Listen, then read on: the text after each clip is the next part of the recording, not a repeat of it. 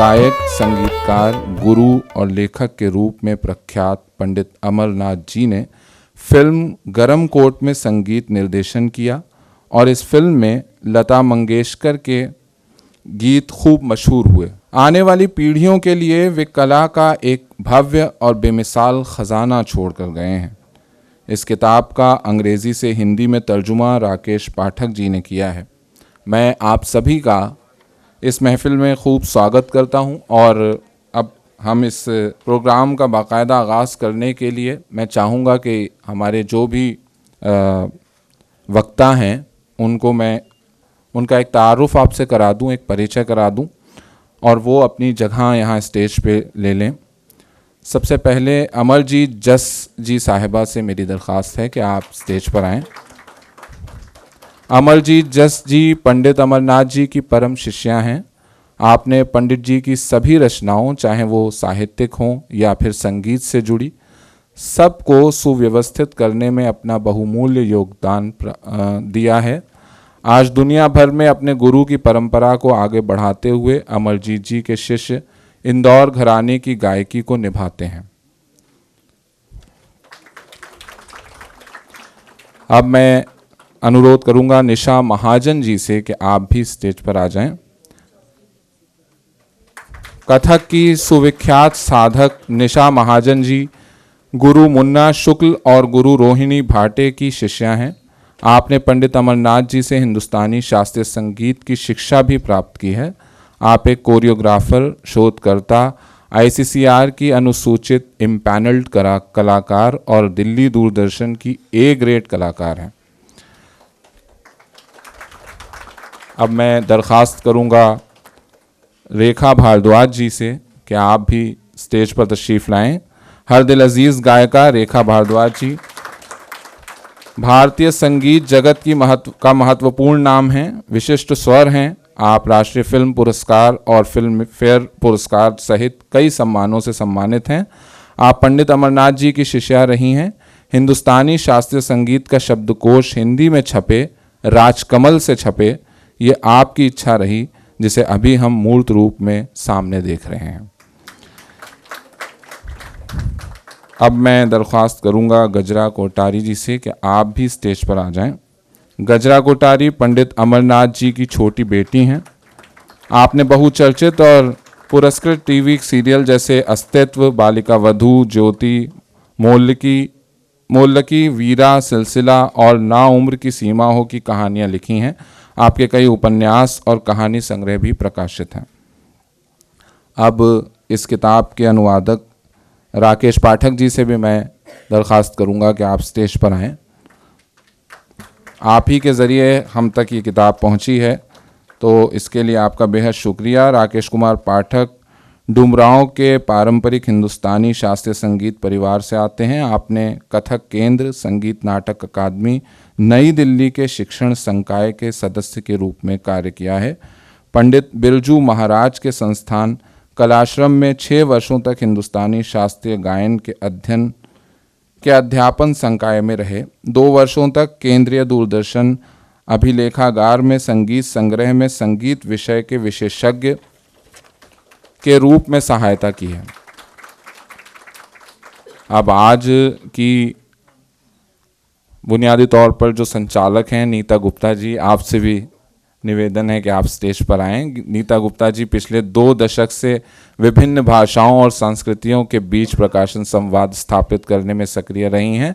आप publishers exchange की सह संस्थापक और भारतीय अनुवाद परिषद की त्रैमासिक पत्रिका अनुवाद की प्रधान संपादक हैं। तो आज का अब ये सिलसिला यहाँ से आगे बढ़ाने के लिए सबसे पहले मैं आप सभी से ये दरख्वास्त करूँगा कि हम दीप प्रज्वलन की तरफ बढ़ें।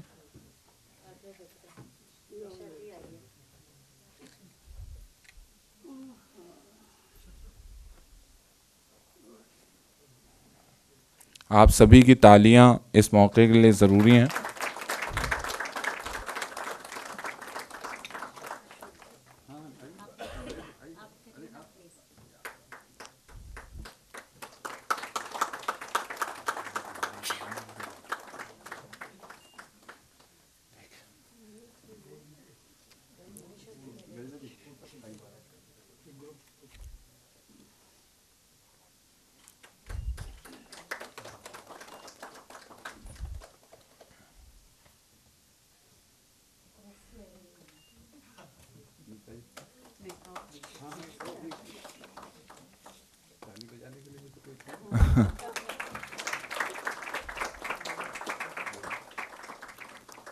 आप सभी का बहुत बहुत शुक्रिया। अब हम किताब के लोकार्पण की तरफ बढ़ते हैं। हिंदुस्तानी शास्त्रीय संगीत का शब्दकोश हिंदुस्तानी शास्त्रीय संगीत को समझने के लिए एक बहुत अहम किताब है। ये इसके लोकार्पण का, इसके इजरा का मौका है। आप सभी तालियों से इस लोकार्पण की रौनक बढ़ाएं।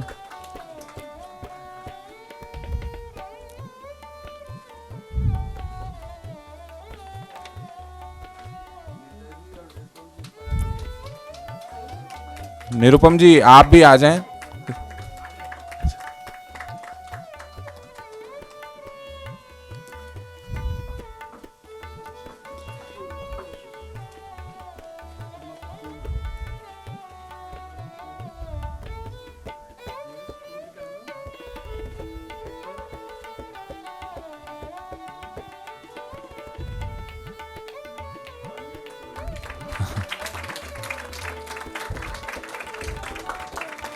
बहुत बहुत शुक्रिया। अभी मैं रेखा भारद्वाज जी से दरख्वास्त करूंगा कि वो इस पेन ड्राइव के बारे में तफसील से हमारे यहाँ लोगों को बताएं, ताकि उनको पता चले कि ये पंडित अमरनाथ जी के काम और उनके नाम के हवाले से संगीत जगत में ये पेन ड्राइव तैयार की गई है। रेखा जी इसके बारे में ज़्यादा बताएंगी आप लोगों को। जी, तो ये हमारा सौभाग्य है कि गजरा ने मुझे ये सारा म्यूज़िक सौंप दिया बिना किसी पोजेशन के। मैं कहूँगी इतने प्यार से कि ये अब इसका जो भी करना है करो। तो काफ़ी साल लग गए हैं और ऑलमोस्ट 30 साल से हमने 30 साल हो गए हैं गुरुजी के जाने के बाद। हाँ, रिलीज़ कुछ ख़ास नहीं हुआ। बिंदु जी ने, जो बड़ी दीदी हमारी बिंदु चावला जी ने 3 एल्बम्स रिलीज़ कर पाई थी वो, और बाकी म्यूज़िक रह गया। और क्योंकि रिकॉर्डिंग्स ऑलमोस्ट 50 साल से पुरानी हैं, तो कुछ 2-3 राग जो अभी हम रेस्टोर कर सके। अविनाश ओक जो हमारे बहुत सीनियर रिकॉर्डिस्ट मुंबई में वेस्टर्न आउटडोर स्टूडियो से रहे, उन्होंने अपने स्टूडेंट संकेत तोले के साथ 7 हेवन स्टूडियो में से रेस्टोर और फिर रीमास्टर किया।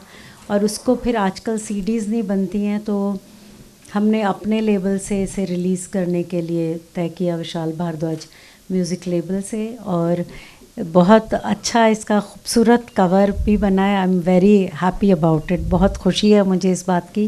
पेन ड्राइव आसमान ने भी बहुत मेहनत की है और मेरी तो सारी ब्लेसिंग्स उसी बच्चे के साथ है। हाँ, आसमान और उसकी फियांसे अनुष्का ने डिज़ाइन किया है टीम के साथ। तो ये पेन ड्राइव है और पेन ड्राइव में हमने वेव फाइल्स भी डाली हैं, जिससे कि वेव फाइल्स जो सुन सकें, और ना जिनकी वेव फाइल चले तो MP3 भी उसमें ऐड कर दिया। तो इसमें 3 राग हैं। राग यमन कल्याण, उसमें 3 बंदिशें हैं। राग जैत है और राग जोगिया में वो बंदिश है। और ये इस वक्त जब हम बात कर रहे हैं तो ऑलरेडी 5:30 बजे ये सारा कुछ डिजिटल प्लेटफॉर्म्स में ऑनलाइन रिलीज़ हो चुका है। सो ये बड़ी खुशी की बात है। मुझे लगता है कि ये हमारा सौभाग्य, और सबसे बड़ा सौभाग्य ये है कि गुरुजी के बाद मैं अमरजीत दीदी से सीख रही हूँ। तो दीदी से सारे हर बार हम गजरा, और मैं बार बार उनसे पूछते हैं कि ये रिकॉर्डिंग ठीक है, आप सुन लीजिए, अब ये रीमास्टर हो के आई है, अब आप सुन लीजिए। और सबसे ज़्यादा खुशी की बात है कि हम सब, विशाल भैया भी यहाँ पर हैं, और विशाल भैया भी पंडित जी के बेटे हैं। गजरा इज़ हियर, राकेश जी जिन्होंने अनुवाद किए वो भी। तो सब बहुत ज़्यादा मुझे इस बात की खुशी हो रही है। तो ये अब हम, आप देखिए, और इसमें जो हमने कुछ ऐसा किया कि 50 किताबें जो पहली ख़रीदी जाएंगी उनके साथ ये पेन ड्राइव आपको फ्री में मिलेगी। सो बाय 1 गेट 1 फ्री वाला चक्कर है। Book get 1 gem free. हाँ, तो ये फिल्म लाइन में रह के थोड़ी चीज़ें अच्छी सीख ली हैं प्रोडक्शन में, तो दैट्स अ गुड थिंग। सो ये अब हम इसको करते हैं लोकार्पण, और उसके बाद हम आगे की बातचीत पे पढ़ेंगे। शुक्रिया। तो ये पर्सनल कलेक्शन के लिए मैं कहूँगी ज़्यादा है, और बाकी डिजिटली सब प्लेटफॉर्म्स पे, जो बहुत अच्छी बात है, क्योंकि स्पॉटिफाई पे, एप्पल म्यूज़िक पे, YouTube, Gaana, Saavn, Spotify, Apple music, YouTube. I think Apple music और स्पॉटिफाई पे थोड़ा वक्त लगेगा अपलोड होने में, उनकी अपनी पॉलिसी है, लेकिन बाकी सब प्लेटफॉर्म्स पे ये लाइव हो गया है। और हमने प्लान किया, अब नया तरीका है तो थोड़ी रील्स भी आनी शुरू हो जाएंगी, सो उस पर काम चल रहा है। बहुत शुक्रिया हमारी इस खुशी में साथ देने के लिए और शरीक होने के लिए। और किताब के लिए मैं ख़ास तौर पे अशोक जी की बहुत शुक्रगुजार हूँ, और सत्यानंद निरुपम जिन्होंने एक बार कहा और वो पीछे ही रहेंगे। बहुत बहुत धन्यवाद, आभार। बहुत बहुत शुक्रिया रेखा जी, इतनी तफसील से, इतने विस्तार से इस बारे में बताने के लिए। अब मैं इस सिलसिले की कमान नीता गुप्ता जी के हवाले करता हूँ, आगे वही इस सेशन को संभालेंगी। नीता गुप्ता जी स्टेज पर तशरीफ लाएं। शुक्रिया। इस तरह का कार्यक्रम और इस तरह की जो किताब को आपने एक इतना सुंदर रूप, इतना सुंदर कवर, और ये जो आपने रिकॉर्डिंग्स इतने बड़े दिल से आपने इसको सब प्रोड्यूस किया है, बहुत बहुत मुबारक रेखा जी। और सभी का, मंच पर बैठे अनुवादक हैं हमारे साथ, उनकी बेटी पंडित अमरनाथ जी की बेटी, और मेरा सौभाग्य कि मैं आप सबके साथ यहाँ पे बैठी हूँ। और शायद ये हो सकता है कि जो उन 80 के दशक में मैं भी श्री राम भारतीय कला केंद्र से, मेरी भी एक तरह से संगीत की यात्रा वहीं से शुरू हुई। तो मुझे लगता है चाहे हम एक दूसरे को ना जानते हुए भी आई एम श्योर रूबरू हुए होंगे, आमने सामने हमारा हुआ होगा उस ज़माने में। तो इट्स माय प्लेजर कि मैं यहाँ पे आप सबके साथ इतनी बढ़िया, इतनी खूबसूरत शाम आप सबके साथ यहाँ पे बैठी हूँ। तो मैं जो शुरू में करना चाह रही थी, क्योंकि पाठक जी हमारे साथ हैं और उन्होंने इस किताब पे काम किया, इसके अनुवाद पे काम किया है। मैं क्योंकि बड़ी इंटरेस्टिंग बात यह है कि अमरनाथ जी ने जब ये किताब लॉन्च की थी, ओरिजिनल जो थी वो उन्होंने ख़ास तौर से अंग्रेज़ी में लिखी ताकि ज़्यादा पाठकों तक वो किताब पहुंच सके। मैंने पढ़ा था कि वो चाहते थे कि चाहे दक्षिणी भारत के स्टूडेंट्स हों या विदेशी स्टूडेंट्स जो आते हैं और जो अक्सर फिर हिंदी में वो पढ़ नहीं पाते, या वो उसको उनको वो पूरी बात उन तक पहुंच नहीं पाती, तो उन्होंने ये सोच के, कितना बड़ा दिल है, क्योंकि वो आई एम श्योर उनके लिए भी आसान होता अगर वो तब हिंदी में ही लिख लेते, लेकिन उन्होंने ये सोचा कि मैं ये किताब अंग्रेज़ी में निकालना चाहता हूँ। तो उस किताब का आपने ये जो अनुवाद किया है, मैं आपकी उस जर्नीज़ को थोड़ा सा मैं चाहती हूँ कि पाठकों के साथ आप उसे शेयर कर पाएँ, क्योंकि क्या आपको लगता है कि आप, क्योंकि म्यूज़िक बैकग्राउंड से आते हैं, आपके भी जो पले बढ़े, आप भी एक संगीत में घराने में एक आपने भी जो सीखा है, जो जैसे आप, तो क्या उसका होना ज़रूरी था, और क्या इस वजह से आप ये इस किताब के अनुवाद को अंजाम दे पाए? थोड़ी सी उसमें से अगर आप चाहें तो पढ़ के भी हमें कुछ हिस्से सुना सकते हैं।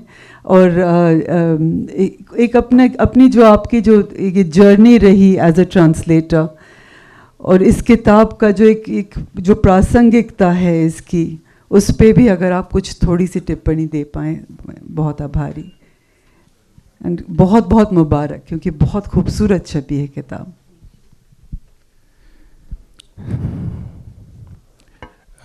धन्यवाद नीता जी, आपका सवाल प्रासंगिक है, और मैं इस विषय में अपना जवाब देने से पहले यहाँ पे मंच पे मेरी गुरु तुल्य अमरजीत दीदी बैठी हुई हैं, उनको मैं चरण स्पर्श करना चाहता हूँ उनका। और निशा जी मैं उनको अपना बहुत सारे मामले में वो भी मेरी गुरु तुल्य ही रही हैं। और रेखा भारद्वाज जी को मैं बहुत बड़ी दीदी जैसी हैं हमारी, और बहुत ही इनका भी स्नेह और प्यार मुझे मिलता रहा है।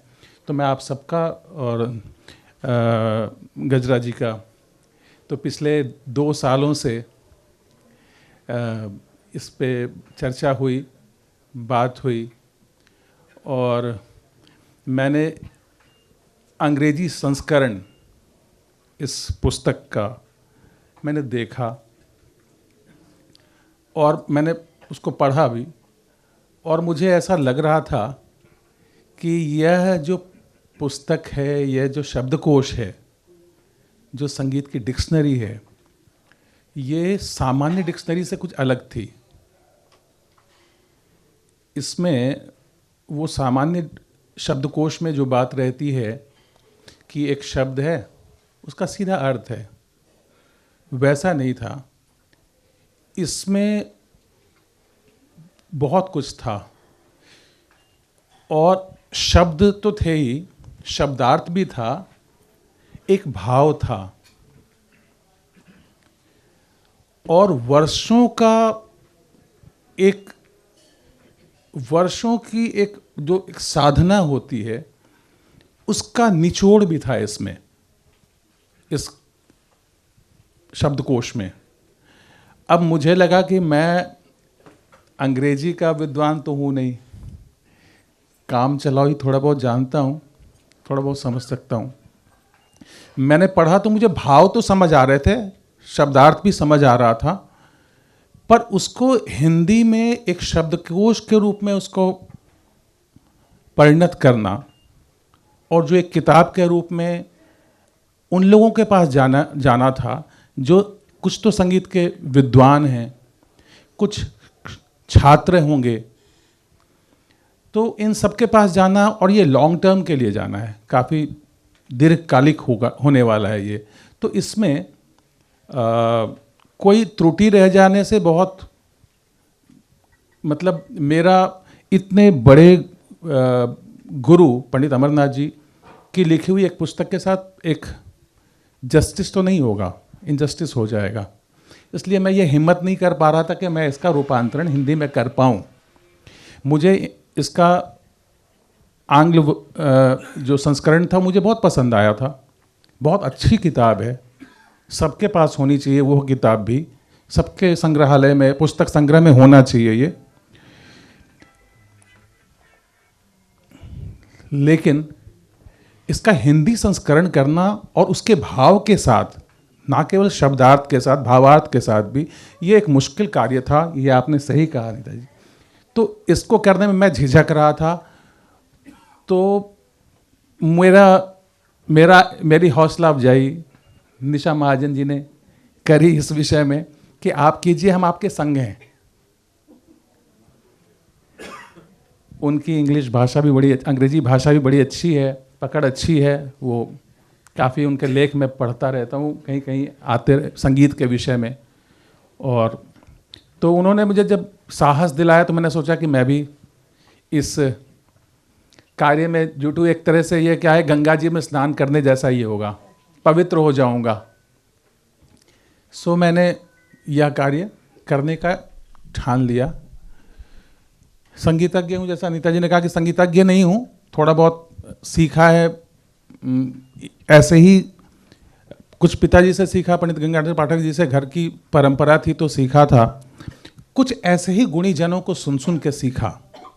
तो इस घराने के विषय में मुझे मालूम था, इंदौर घराने के विषय में मुझे मालूम था, और मैं इससे अत्यंत प्रभावित भी रहा हूँ। जब से मेरी गायन का थोड़ा समझ होने लगी थी मेरी, तब से मैंने जब से सुना था उस बड़े उस्ताद जी पंडित आमिर खान साहब जी को, फिर इस घराने के अन्य लोगों को, उसमें पंडित जी को, अमरनाथ जी को, फिर और भी इस घराने के कई एक कलाकारों को मैं सुनता रहा था। और मेरी बड़ी, मतलब मैं ऐसा हो गया था कि मुझे लगता था कि इनके अलावा शास्त्रीय संगीत मतलब कुछ हो ही नहीं सकता। तो ये लेकिन बरसों पुरानी बात मैं बता रहा हूँ, ये मैं मतलब 1987-88 की बात मैं बता रहा हूँ, तब ऐसा मेरे ये में हुआ था। लेकिन यह कार्य अब मुझे मिलेगा करने को, वो तो मुझे नहीं पता था। मैं इसमें घुसा और मैंने शुरुआत करी इस कार्य को करने की, तो दुष्कर कार्य तो था, दुष्कर कार्य यूं था कि शब्दार्थ तो मैं कर रहा था, लेकिन भावार्थ करना और इंग्लिश के जो शब्द हैं उन्होंने लिखे थे भाव में, क्योंकि वो एक साहित्य का अपना एक फ्लो में बोलते थे, उसका एक साहित्य का अंदाज था जो अंग्रेजी में तो था, पर हिंदी में उसके लिए एग्जैक्ट वर्ड ढूंढ पाना, जो सही शब्द उसके लिए ढूंढना, ताकि उनका भाव कहीं ये खंडित ना हो जाए। तो इसके लिए मुझे मतलब कई एक बार इसको करना पड़ा।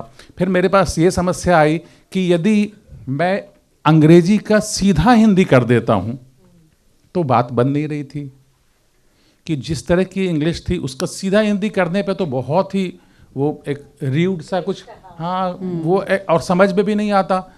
फिर रेखा जी मुझे बार बार ये कहती थी कि आपको ऐसी हिंदी करनी है जो सहज हो, सरल हो, जो आम बच्चों को भी, जो बच्चे इसके विद्यार्थी हैं उनके लिए ज़्यादा क्लिष्ट ना हो। ये वो दीदी की तरफ से था। तो वो भी था। बहुत सुंदर आपने काम किया इस पे, जो अब जैसे मैंने भी अब पिछले 3-4 दिन में पूरी किताब तो मैं नहीं पढ़ पाई, लेकिन जब मैं पढ़ रही थी खूब बढ़िया फ्लो है, और बहुत सुंदर से आपने जो उसमें जो इंट्रोडक्शंस और फॉरवर्ड्स लिखे हुए हैं उनका बहुत बहुत खूबसूरत अनुवाद किया है। तो मैं ये सोच रही थी कि मैं एक बार सबसे कुछ पूछते हुए फिर वापस आती हूँ, क्योंकि मैं चाहूँगी कि आप थोड़ी सी वो जो आपने जो दर्ज किए हैं, जो उनके जो शब्द जो हैं उन पे भी आप थोड़ी सी फिर हमें कुछ खुल के बताएं। मैं चाहती हूँ कि ये भी हम आगे सुने। मैं गजरा जी आपको अब ये पूछना चाहती हूँ क्योंकि आप उनकी बेटी हैं, तो आप पंडित जी को एक घरेलू रूप से भी आप उनकी वाकिफ़ थी, आप उनके जो गुरु स्वरूप है उससे भी आप मैंने आपको तो घर में ही एक तरह से जो एक माहौल होगा, और एक जो बिंदु जी ने बहुत सुंदर से लिखा था कि एक उनका एक डू नॉट डिस्टर्ब एटीट्यूड जो होता था एज अ फादर। सो उनकी खैर उनकी खुद की कहानी इतनी it's a very heart rending story. So it would be lovely अगर आप, क्यों हम लोग यहाँ आज बैठे हैं, कई लोग उनको जानते हैं और वो आप मैंने उनकी वजह से यहाँ आए हैं। कई यंग बच्चे भी हैं जो पंडित जी से नहीं मिले थे, जो उनके बारे में नहीं जान, तो उनके लिए अगर आप एक उनकी छवि, एक उनकी कहानी कुछ हमें एक बेटी होने के नाते शेयर करें। जी बहुत शुक्रिया। बहुत बोझिल होता है सबका थैंक्स और शुक्रिया बार बार सुनना, लेकिन फिर भी मैं थोड़ी मजबूर हूँ और मैं कोशिश करूँगी कि छोटे में ही निपटा दूँ। बात ये है कि मेरे फादर की डेथ हुई 1996 में। मैं उनकी सबसे छोटी बेटी, बहुत रिबेलियस, बहुत ख़राब बेटी बहुत तरीक़ों में, बहुत मतलब मैं, और मेरी शादी भी बहुत जल्दी हो गई थी, तो मैंने कम से कम साल अपने घर में बिताए। और लेकिन मेरा उनके साथ एक बहुत ही अजीब और बहुत ही डिफरेंट रिलेशनशिप था। मैं कुछ ऐसी चीज़ें जिसे हम इंग्लिश में कहते हैं ना, I could get away with murder as far as he was concerned, क्योंकि मैं बहुत लेट हुई थी, तो वो ऑलमोस्ट आई वुड से कि जैसे हम अपने ग्रैंड चिल्ड्रन के लिए थोड़े से पार्शियल और बायस हो जाते हैं, वैसा ही कुछ मेरा रिश्ता उनके साथ था। और लोग उनके वो पहलू जब भी मुझसे सुनते हैं तो बहुत हैरान होते हैं, क्योंकि हमारे रिलेशनशिप में सबसे बड़ी चीज़ जो थी, जो again lots of people can't believe it, was कि हम लोग मूवीज़ देखते थे, कैरेक्टर्स एनालाइज करते थे, कहानियों पे लड़ते थे, और कहीं ना कहीं I think his second interest was that of stories, and I left the first but I took up the second of his patience. उस चीज़ को लेकर एटलीस्ट मुझे कभी कभी खुशी होती है। So I saw very different side to him. लेकिन जैसा कि किताब में भी मेंशन्ड है, हम सभी को फैमिली में ऐसा लगता था कि उनके आसपास एक वॉल है। और कभी कभी ग्रोइंग अप ईयर्स में ये भी लगता था कि एक आर्टिस्ट के साथ ये हमेशा एक थोड़ी सी ट्रेजेडी होती है कि our father is not available to us. लेकिन जब एटलीस्ट मैं पूरी तरह से क्रिएटिव प्रोफेशन में हूँ और कई बार मैं भी जूझती हूँ गृहस्थ जीवन और एक अपने काम के बीच में, तो अब मुझे as I am growing older and oldest, I am feeling and realising कि जो वो वॉल थी उनके आसपास, वो एक रागों की वॉल थी, वो एक बंदिशों की वॉल थी। वो इसलिए नहीं बनी थी कि हम बच्चे वहाँ ना जा सकें, वो इसलिए बनी थी क्योंकि वो उसमें एस्केप कर जाते थे। और एस्केप इसलिए कर जाते थे कि उनका जो बचपन रहा, जो इस किताब में उस चैप्टर में बहुत अच्छी तरह से लिखा गया है उसके बारे में, it was a very tragic sort of childhood, and he missed his mother who died of TB, and he used to, मतलब वो एक था कि हम बच्चे उनकी माँ के बारे में सवाल पूछने में भी डरते थे क्योंकि लगता था कि रो पड़ेंगे। तो वो भी हम ज़्यादा जान नहीं पाए until quite late in life। तो कहीं ना कहीं maybe it's very cliched, but the theory that you know pain makes an artist, वो उनके केस में तो एक्चुअली सही थी। तो मुझे इवन एज अ चाइल्ड कभी कभी लगता था कि my job is to cheer him up, तो वो मैं जॉब करती रहती थी और उस चक्कर में वो कभी कभी चीयर अप हो भी जाते थे। लेकिन ये ज़रूर हुआ कि हमने बहुत सी अच्छी फिल्में देख लीं और बहुत सी we had a lot of fun together. So I have seen the most fun part of my father which I think others didn't get to see. And I am sure he be so proud of you Gajra, क्योंकि जो आपने जितनी कहानियाँ लिखी हैं और जिस खूबसूरती से उनका एक हम सब देख चुके हैं कि कितनी सक्सेसफुल राइटर आप हैं, तो I think that itself is a tribute to your father. Thank you. Nisha ji, मैं आपके यू नो एक मैंने ऑनलाइन आप पे वो पढ़ा था कहीं किसी का कमेंट, नृत्य योगिनी, जो इतना खूबसूरत फ्रेज़ मुझे लगा आपके लिए। और आप साक्षात एक वो जो रूप है जो योग और साधना और नृत्य और संगीत सब कुछ समाये हुए। मैं सच में जानना चाह रही थी कि आपकी जो बातचीत होती थी गुरुजी से, और जो आई एम श्योर उन्होंने आपसे कई चीज़ें ऐसी शेयर की होंगी जो एक संगीतकार या एक आर्टिस्ट के जो मतलब एक जो आप अपने तरफ से, क्यों I am sure you must have had a very interesting give and take relationship of conversations, जो मैंने सुना भी है कि कई स्टूडेंट्स उनके साथ जाते थे या उनके बस स्टैंड से वो खड़े उनके बस के इंतज़ार में कई बातें ऐसी होती थी।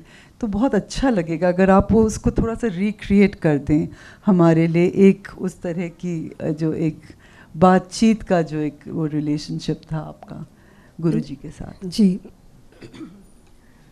तो ये मुझे छोटा सा देना ना इंट्रो अभी। ओके, सो सबसे पहले मैं ये शेयर करना चाहूँगी कि मैं कथक केंद्र में थी 1983 में, और कथक की ट्रेनिंग ले रही थी गुरु मुन्ना शुक्ला जी के पास।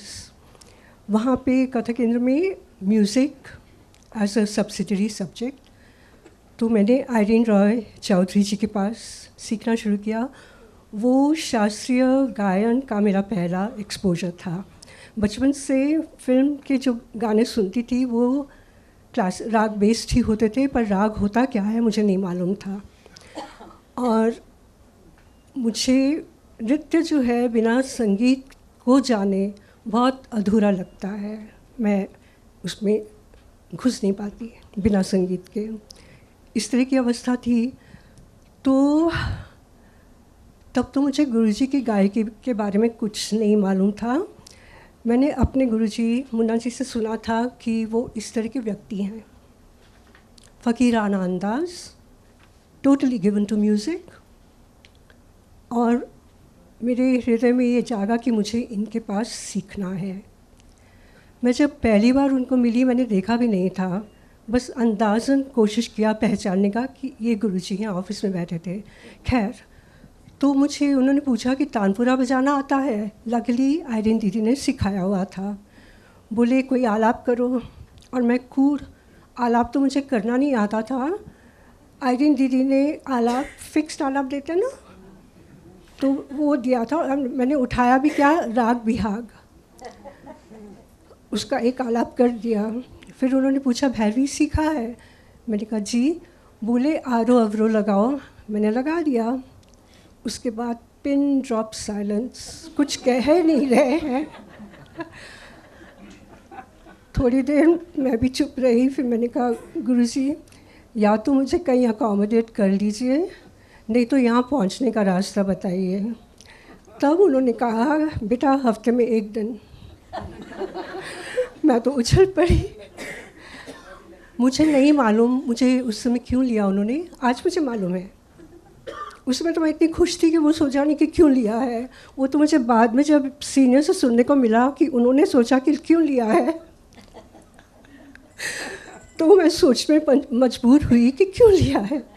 तो क्योंकि मेरी आगे की जर्नी उनके साथ इसी एक पॉइंट पे पूरी बेस हो गई, क्योंकि मैंने आंख बंद करके आलाप लगाया था, और मैंने आरो अवरो भी आंख बंद करके लगाया था। मुझे लगता है केवल उस कारण उन्होंने मुझे लिया,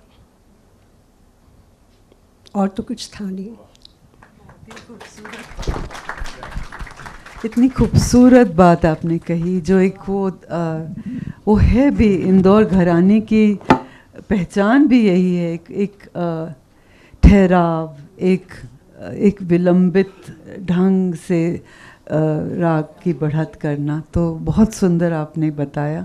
और आप कितनी छोटी उम्र की रही होंगी उस समय? नहीं, आप मेरी इस पे मत जाइए। मैं बताऊंगी नहीं।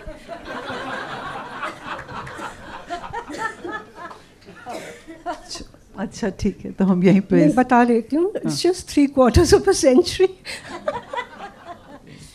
So Nisha ji was a physics teacher और कॉलेज में पढ़ाती थी, और एक दिन इनको लगा कि 30-32 साल की उम्र में कि मुझे तो डांस करना है, तो फिर ये सब वो छोड़ करके और हिमाचल से दिल्ली आ गई। So that's the thing so about Nisha ji, और ये गुरुजी को ये बात समझ आती थी। सच में बहुत खूबसूरत।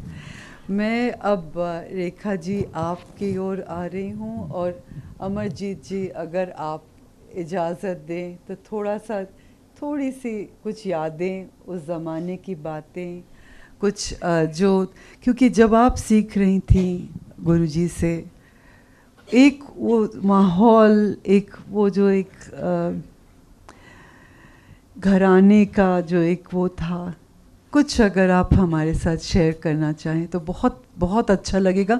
लेकिन मैं आप पे वो नहीं डाल रही, कोई ज़ोर नहीं है। कोशिश करती हैं मेरे ख्याल से, ख़ास तौर से क्यों जो घराने वाली बात, अगर आप थोड़ा बहुत जो मेरुखंड, जो तकनीक, और जो इंदौर घराने की और आमिर खान साहब से जो सीखा, और जिस तरह संजो के रखा है गुरुजी ने, आपने। पहली बात तो ये है कि मैं इतना बोलने लायक हूँ नहीं, क्योंकि फिजिक मेरी अब इजाज़त नहीं देती।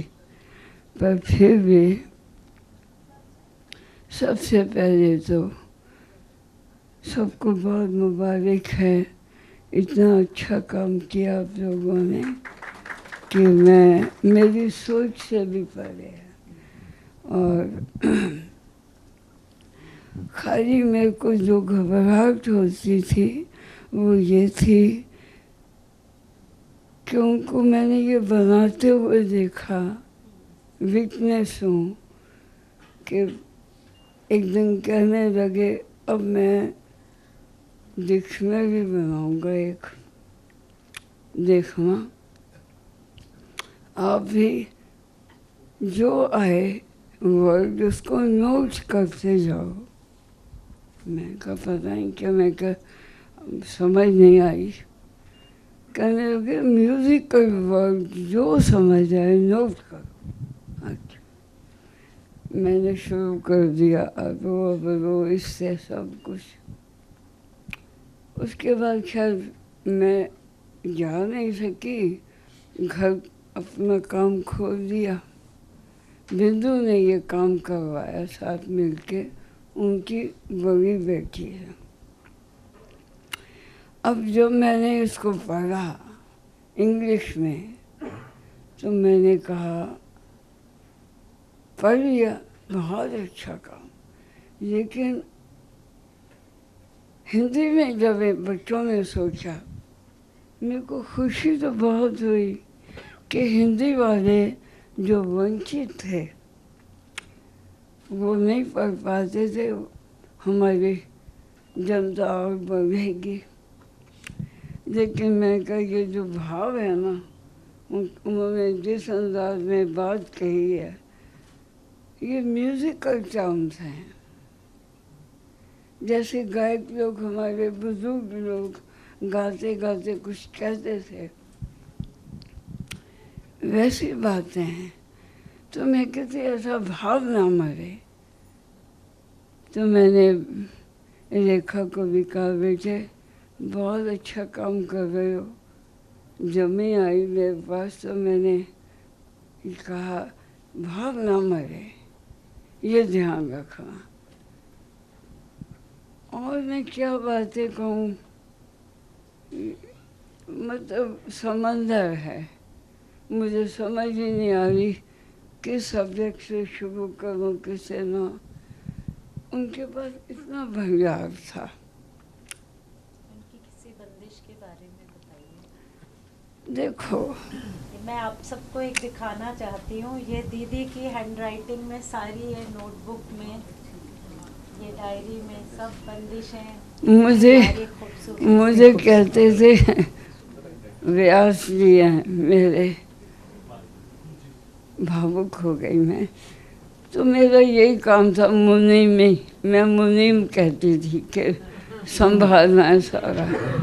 तो वो क्या करते थे, जब कमरे में एंटर किए, वो हैंडल जिस कदर बंद करते थे उससे समझ आ जाती थी आज इनका मूड क्या है। तो पाँव हाथ जगाए, आवाज़ नहीं, समझ जाओ कुछ चल रहा है अंदर। बैठ गए और बाहर देख रहे हैं, समझ गए कि कुछ उतर रहा है, काम है, हो रहा है। तो धीरे से कोई ना कोई कागज़ पेन रख देना। उनको भी ऐसे पता था, ऐसे देते थे, लेके उस पर लिख देना। मेरे पास कुछ सैन के हाथ के लिखे हुए लिख देना। जब होश में आना, नीचे आके कहना देखो भाई ये क्या उतरा है। बड़ा अच्छा लगा। दूसरी बार कुछ और हो जाना, मैं कहा आपने ये कहते देखो, ये गजरा के लिए भी कहा था कि म्यूजिक में ही नहीं, लिखने में भी रियाज होता है, प्रैक्टिस होती है। सॉरी अगर मैं कोई बात सफा ना बोल पाऊँ, माफ़ कर देना। मेरा ज़रा अच्छा सुनाई दे रहा है, दिक्कत है। बहुत सुंदर। नहीं, एक एक बंदिश को पता नहीं कितनी बार वो निचोड़ के फाइनली क्या कहते थे। फिर मैं कहती थी अब मैं इसको डायरी में उतार दूँ। अभी रुको, अभी तसल्ली नहीं है। कई दफ़े से मेरे को समझ याद भी नहीं आएंगे। जय जयवंती थी मान लो, मुझे घर आए, पिया मुझे घर तो आए, पता नहीं कितने कितने लफ्ज़ चेंज करके उसकी सेंस बदल जाती थी, मगर मैं भी पीछे पीछे मैं कहती थी मुझे वो तो बहुत बड़ा औहदा दे दिया, कहने लगी कि मेरे व्यासी हैं, मैं तो मुनीम हूँ। तो उनकी यादों से तो दिल दिमाग भरा हुआ, व्यक्त करने में भी दिक्कत है। एक चीज़ थी,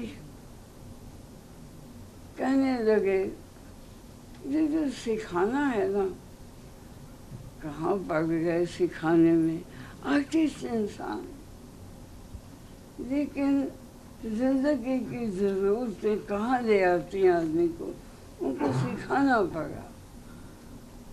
सिखाते थे, एक दिन कहते हैं भाई ऐसा नहीं काम होगा,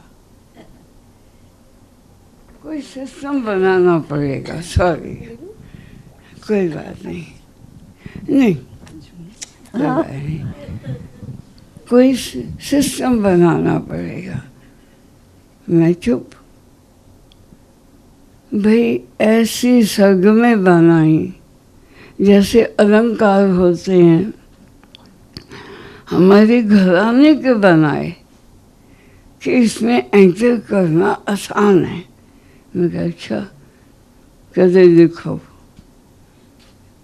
उसकी 12-13 टाइप्स बनाई उन्होंने, जो कि आदमी कर दे तो भाग पड़ता है, गाने में भाग पड़ता है, ऐसा सिस्टम।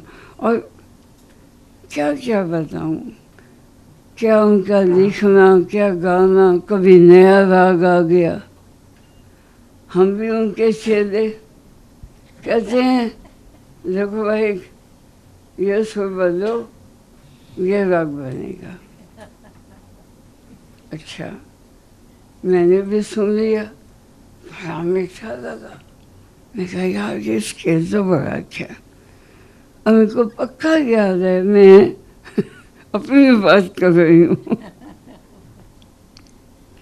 अपने भतीजे के साथ वो स्कूटर पे जा रही, मोती बाग पहुँचे तो स्कूटर यूँ हुआ तो मेरा पाँव रगड़ खा गया, खून ही खून। वो क्या था, मेरा दिमाग, ये सुर बदला। हाँ, ये तो वो है, जब वो है कहा मन में तो पाँव रगड़ खा गया। अगले दिन आके मैं कहा महाराज जी ये अब समझ आ गई। कहते मतलब ऐसे ऐसे इम्तिहान में जाते थे, देखो भाई ये राग है, निकालो किसकी मूर्छना से बना। अच्छा, बेटे पानी देना, किसकी मूर्छना से बना, मर गए। अब कहाँ ढूंढे, ये कहाँ से निकलेगा। फिर भी दिमाग उन दिनों में चलता था, करते रहे, ये नहीं, हाँ ये तो ये है। चौथे 5वें दिन जाके कहते मंडी उतर गई। मंडी होती है कलफ, स्टार्च उतर गई। मैं कहती बड़ी मुश्किल होती। तो उनका काम करने का अंदाज 24 घंटे नहीं, सारी जिंदगी हर पल वो अपने में नहीं थे, अपनी दुनिया में थे। सॉरी बेटे मैं बोल नहीं पाई। बहुत सुंदर,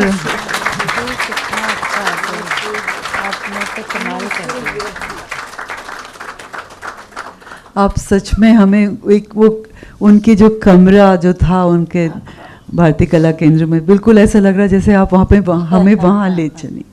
बिल्कुल वो ही एक थोड़ा सा अंदर को था उनका कमरा, और वो बैठे रहते थे, और बिल्कुल वो यादें आपने ऐसे सुंदर ढंग से ताज़ा की।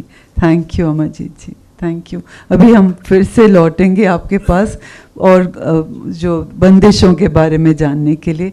But Rekha ji, of course ये काम जो आपने किया ये तो कमाल का काम है, और इसकी थोड़ी सी तो आप हमें बताइए कैसे आपने सोचा, कैसे किया, और साथ में जिस तरह से जो ये घरानों के बारे में हम लोग कल भी मैंने आपको शायद हम लोग टेक्स्ट कर रहे थे एक दूसरे को, तो अगर आप उस संदर्भ में भी कुछ कहें कि घरानों की एक प्रासंगिकता आज के ज़माने में, जैसे हम लोग एक तरह से 30 साल हो गए संगीत जब सीखते थे और आज के जो बच्चे सीखते हैं, तो घरानों की अहमियत क्या वैसी ही है? क्या अब नए परिवेश में नए घरानों का एक इजाद होने लगा है, जैसे बॉलीवुड घराना या AR रहमान घराना, या इस तरह से अगर आप थोड़ा सा इस पे भी टिप्पणी दें। और सबसे पहले तो मुबारक कि आपने ये प्रोजेक्ट हाथ में लिया और आपने सबने मिलके इसको अंजाम दिया, तो थोड़ा इसके बारे में, थोड़ा जो संगीत और घरानों के बारे में, और उसका जो एक आजकल के डिजिटल म्यूज़िक और स्पॉटिफाई के ज़माने में कैसे हम उसे, मैं एक तरह से ज़िंदा भी हैं जी, सब कुछ ज़िंदा है, और एक तरह से कहीं एक भागती चली जा रही है ज़िंदगी, तो इसको किस तरह से हम संभाल सकें? और आप जैसे लोग जो काम कर रहे हैं इस क्षेत्र में, थोड़ा सा आप उस पर बोलिए प्लीज़। आपका माइक 2 मिनट के लिए हाईजैक कर सकते हैं? जी प्लीज़ प्लीज़। एक्चुअली मैं थोड़ा भटक गई थी, पर मैं एक चीज़ शेयर करना चाहती हूँ कि जैसे मेरे फादर की डेथ जब 1996 में हुई, तब तक मैं बम्बई आ चुकी थी और 2 छोटे छोटे बच्चे थे, गृहस्थ जीवन में मस्त थी एकदम। और फिर ये हुआ और मैं बहुत प्रोटेक्टेड थी उन दिनों एनवायरनमेंट वाइज, और म्यूज़िक वर्ल्ड में भी नहीं थी। तो मैं कुछ करना चाहती थी क्योंकि उन्होंने अपने सारे जो क्रिएटिव लिटरेरी काम जो हैं वो मेरे पास छोड़े थे। तो 1997 मार्च जब उनकी पहली डेथ एनिवर्सरी थी, तो 3 लोगों ने मिलकर मेरे इस कारवां में मेरा साथ दिया। साथ ही क्या दिया, पर उनके बिना तो कुछ ना हो पाता। तो पहली तो रेखा हैं, जिन्होंने कभी कोई सवाल किए बिना मैंने उनसे जो मांगा, और मैं जानती हूँ कि आजकल के ज़माने में कहने की बात एक होती है, लेकिन कोई इतनी तकलीफ़ नहीं लेता अपने गुरु के लिए, क्योंकि वो तो ऐसी वर्ल्ड को बिलोंग करती हैं जहाँ पे लोग literally time is money, money is contacts, contacts is networking, and इस सब से क्या मिलने वाला था उसे, सिवाय इसके कि उसे बहुत प्यार था गुरुजी से। और मुझे तो ये लगता है कि वो बेटी से बढ़कर है, सच कहूँ तो। अमरजीत दीदी मेरे साथ थी, और तीसरे जो शख्स मेरे साथ थे वो थे अशोक महेश्वरी जी। तो हमने 1997 में उनकी एक कविता संग्रह हंसा के बैन जो है वो निकाला था, और आज इस बात को 28 से ऊपर साल हो गए हैं, और मुझे ऐसे लग रहा है कि मैं कोई सपना देख रही हूँ, क्योंकि ये 3 शख्स मेरे आज भी मेरे साथ हैं। तो मेरे जैसा कोई बड़ी खुशकिस्मत नहीं। सॉरी, मैंने माइक हाईजैक कर लिया। नहीं, मैं इसमें ये भी कहूँगी, क्योंकि तुमने हंसा के बैन की बात की, तो मैं स्टेज पे इस बात का भी दूसरे संस्करण की बात अनाउंस खुद ही कर देती हूँ, क्योंकि निरुपम ने एक दिन कहा कि कितनी खूबसूरत ये कविता, और उनकी फेवरेट जो है पीछे के कवर पे, तो ये भी बात हुई कि अरे उनको वो पिक्चर भी बहुत पसंद है स्केच स्टाइल में, और ये बात हुई कि आई थिंक अब टाइम है कि उसका एक दूसरा संस्करण किया जाए। और मैं कहूँगी कि उसमें इजाफा ये हो सकता है कि ये जो बंदिशें हैं कुछ जो रह गई हैं, ये बंदिशें हम उसमें ऐसी की ऐसी इनका एक स्क्रीनशॉट डालें और उसको फिर टाइप डालें, तो ये बड़ी खूबसूरत और अगेन एक नायाब बात होगी। तो मेरे ख्याल से मैंने जी ये दीदी ने लिखा है और गुरुजी भी लिखते थे कुछ, मतलब गजरा ने, मैंने जो कहा कि इतने प्यार से सब कुछ मुझे सौंप दिया कि ये जी हाँ, तो ये एक कर लेंगे तो बहुत अच्छा होगा। एक्चुअली निरुपम इंतज़ार यही कर रहे थे कि पहले ये डिक्शनरी हो जाए, इसके बाद बाकी चीज़ें होंगी। और ये हिंदी मुझे क्रेडिट बहुत मिल रहा है क्योंकि मैं पुश करने में वो हूँ। मैं विशाल के साथ रह के मैंने प्रोडक्शन इतना देखा और सीखा है कि कहीं मैंने भी वो प्रीएम्प्ट करना चीज़ों को और वो सब चीज़ें इतनी सीख ली कि मुझे उसमें कहीं वो तैरना और उससे फिर कैसे ये काम हो जाए वो एक है बस। वाकई में बहुत टेंशन होती है और लगता है कैसे होगा, नहीं हो सकेगा। लेकिन जब निरुपम जैसे दोस्त मिल जाएं और निरुपम को अशोक जी जैसे बॉस मिल जाएं तो मेरे ख्याल से सब पॉसिबल होता है। जैसे अंग्रेज़ी के वक्त शांतनु राय चौधरी ने बहुत मदद की और जब पर्सनली कोई इंटरेस्ट लेता है तो उस वजह से ये चीज़ें होती हैं। लेकिन मैं ये बताना चाहती हूँ कि गजरा is actually the guiding force in the sense कि गजरा कहती है कि गजरा को एक गिल्ट रहता है हमेशा कि गजरा ने उस टाइम म्यूज़िक नहीं किया तो वो अपने को उस कटघरे में मुझे लगता है सारी ज़िंदगी खड़ा रखेंगी। और मैं ये कहती हूँ कि जो उनके हिस्से का था उन्होंने इतनी खूबसूरती से किया है। वो ख़ुद अपने आप में ऑथर हैं। That's a very big thing, that's the biggest, मतलब आप इससे बड़ी बात क्या कर सकते हैं कि आपने गुरुजी का वो आयाम लिया है। वो हमसे भी कहते थे कि 2 लाइन लिखो लेकिन अपनी लिखो, कुछ भी कहो लिखते रहो, इसी में से आएगा, वही शब्द होंगे, वही होगा, लेकिन भाव आपका होगा। सबको एनकरेज करते थे। तो गजरा ने ही कहा कि अब इसको, मतलब ये मेरा था कि हिंदी में करें लेकिन गजरा लगी रही कि अब कैसे करें या क्या करें। और फिर निशा जी से बात हो के राकेश जी के लिए भी इसीलिए सोचा कि वो ख़ुद गायक हैं, गुरुजी को मिले हैं, गुरुजी के लिए उनकी इतनी श्रद्धा है तो हमें ऐसे ही किसी की ज़रूरत थी। और बिल्कुल हाथ पैर खड़े, मतलब हाथ खड़े कर दिए थे। राकेश जी तो बीच बीच में बहुत हाथ खड़े करते हैं और अभी प्रूफ रीडिंग के लिए भी किया था उन्होंने, आज मैं ये कहना चाहती हूँ। लेकिन फिर मेरा भी रौद्र रूप आता है और फिर मैं वो भी उन पर दिखा देती हूँ, फिर कहते हैं अच्छा मैं करके भेजता हूँ। तो ऐसे हुआ। लेकिन मैंने इस बार पहली बार, मतलब मेरे ख़्याल से कुछ 25-30 पेज बनने बचे होंगे, बाकी मैंने बहुत प्रूफ रीड किया और मुझे ये समझ आया कि अभी भी राकेश जी को तो पूरी उम्मीद है कि त्रुटियां नहीं होंगी, मुझे पूरा विश्वास है कि त्रुटियां होंगी। तो आप लोग कहीं डाउट होगा तो आप बिल्कुल राजकमल के मेल आईडी पे भेज सकते हैं और हम उसको ज़रूर सुलझाने की कोशिश करेंगे, क्योंकि अंग्रेज़ी में तो काफ़ी गलतियां हुई और ये रियलाइज़ किया कि उस टाइम हमने प्रूफ रीड भी पूरा नहीं किया था। इस बार तो शिप्रा कहाँ है, शिप्रा आई हैं, शिप्रा ने बहुत काम किया है। निरुपम तो बहुत बिज़ी रहते हैं, रोज़ की 10 किताबें पब्लिश करते हैं क्योंकि वो तो वो उनसे भी मुश्किल होता है। लेकिन शिप्रा ने बहुत काम किया और हम सब ने मिलकर, ये किताब अकेले किसी की वजह से नहीं आ सकती। तो ये किताब बहुत सब लोगों का, हम तो फेस हैं लेकिन जिन लोगों ने बिना, मतलब जो बैकग्राउंड में काम करते हैं ना, जिनका नाम भी नहीं आपको पता होगा, तो वो सब का मैं कहूँगी कि शुक्रिया है और उनको ज़्यादा सलाम है कि उन्होंने, उनकी वजह से ये किताब बनी है। मैंने तो 15 दिन पहले निरुपम को ये कह दिया कि मुझे नहीं पता, ये अब 26 को ही रिलीज़ होगी क्योंकि दीदी ने हाँ कर दी है और दीदी 5 दिसंबर को वापस चली जाएंगी और दीदी के सामने किताब रिलीज़ होनी है इस बार। तो ये बस हमारा बड़ा मन था। तो ये तो रही किताब की बात। मेरा भी सौभाग्य है, मेरा भी सौभाग्य है। हम सब का सौभाग्य। और हम सब, मुझे लगता है जो मैंने फॉरवर्ड में भी है कि एक बरगद के पेड़ की हम टहनियाँ और शाखें हैं और वो पत्ते हैं और जड़ें जो वापस ज़मीन में जाके लग जाती हैं, उसे बरगद का ही पेड़ है। तो हम उस बरगद के पेड़ की हम सब शाखाएँ और वो जड़ें अब ज़मीन में जाके फिर हम वो अंकुरित हो रहे हैं और हम फिर और पेड़ बनेंगे और हम और फल लगाएंगे। तो ये वो वाला ये सफ़र चल रहा है और चलता रहेगा।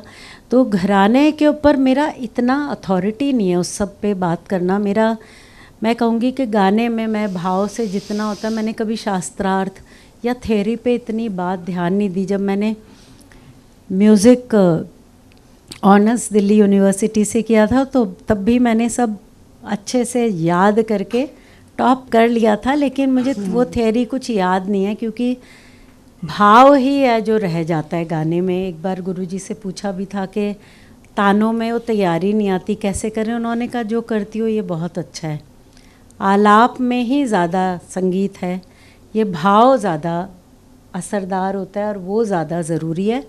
तान हो जाएगी एक अपनी ईगो के लिए तान, या एक तैयारी दिखाने के लिए हो जाए, नहीं तो आलाप उतना उससे ज़्यादा अहम है। ये उनका तरीक़ा था हमारी हौसला अफजाई करने का और हमें बहुत रूटेड रखने का।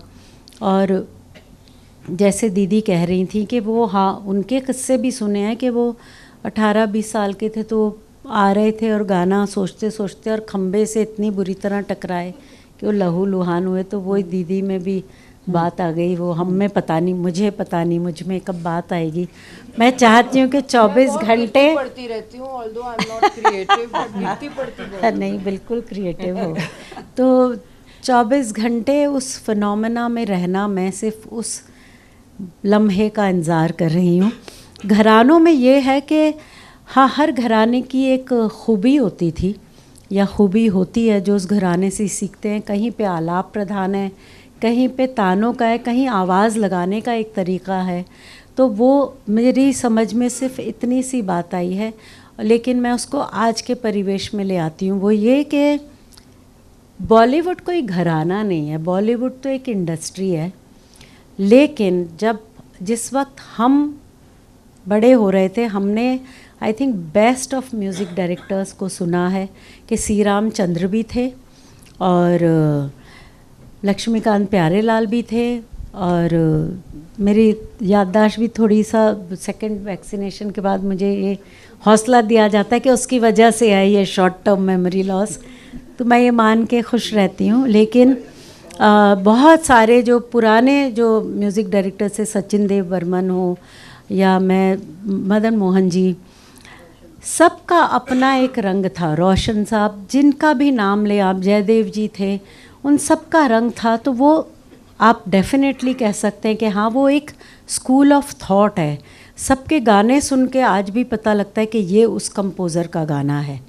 और खूबसूरत बात थी कि लता जी, आशा जी जब गाते थे तो वो कंपोज़र्स हूबहू दिखता था, क्योंकि वो इतनी तैयारी के संग गाते थे। उनके लिए बड़ा चैलेंजिंग होगा डुएट्स गाना, मेल सिंगर्स के संग तो हाई पिच भी गाना, वो सारा कुछ।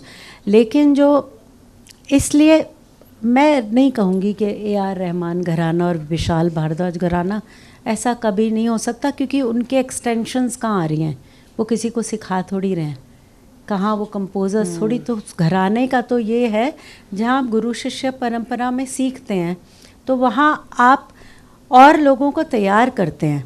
इसलिए घराना का वो सिस्टम आया, धीरे धीरे वो भी लुप्त हो रहा है और होगा, और कोई बुराई नहीं है।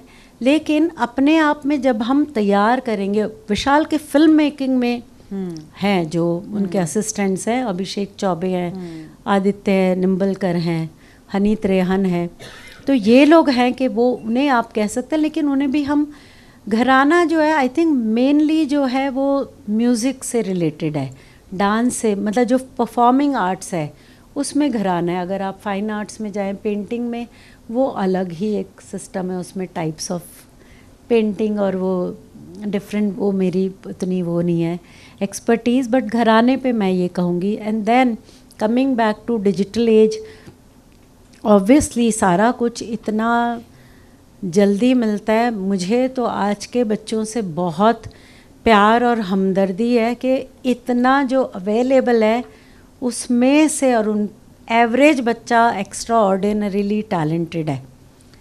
हमारे अंदर तो ना वो कॉन्फिडेंस था, आज भी नहीं है, और ना ही हमारे अंदर वो टैलेंट उस तरह था तो हमें ये समझ आया कि जब तक रगड़ोगे नहीं कुछ नहीं होना।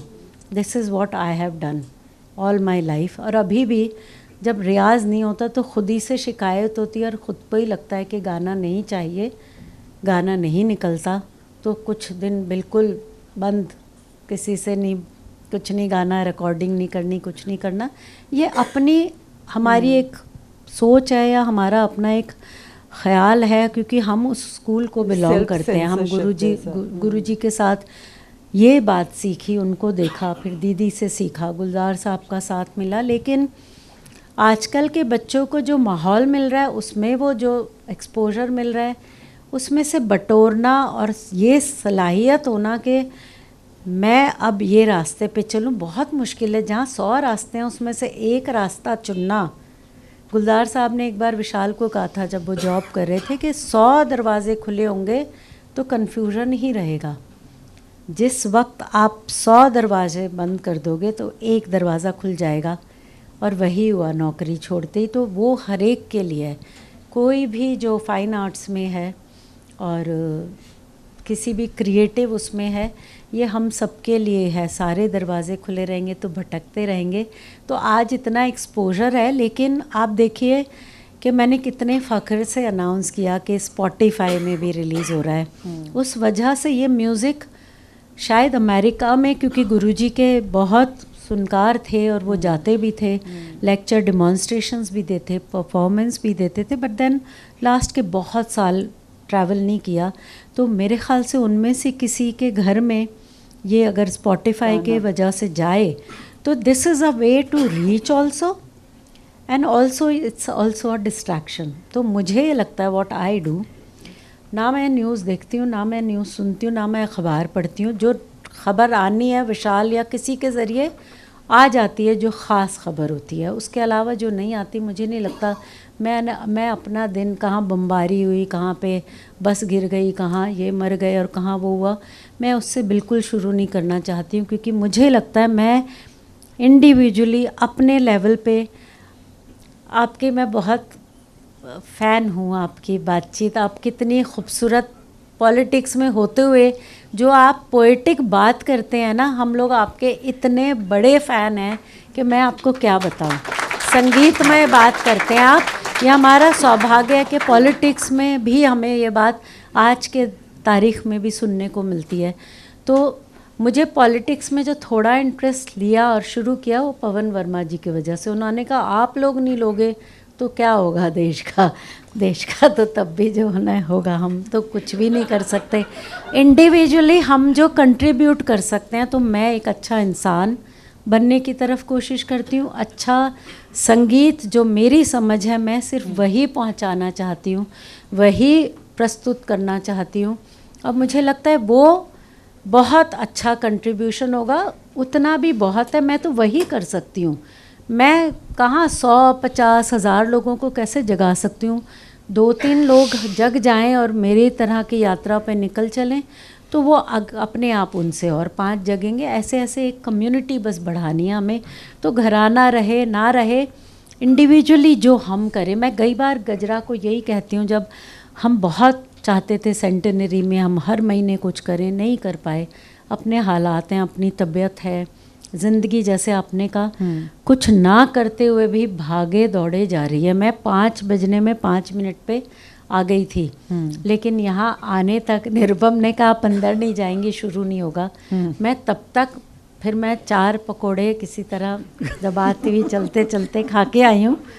लेकिन ज़िंदगी ऐसे ही भागती रहेगी, उसमें हम थोड़ा भी काम कर पाते हैं।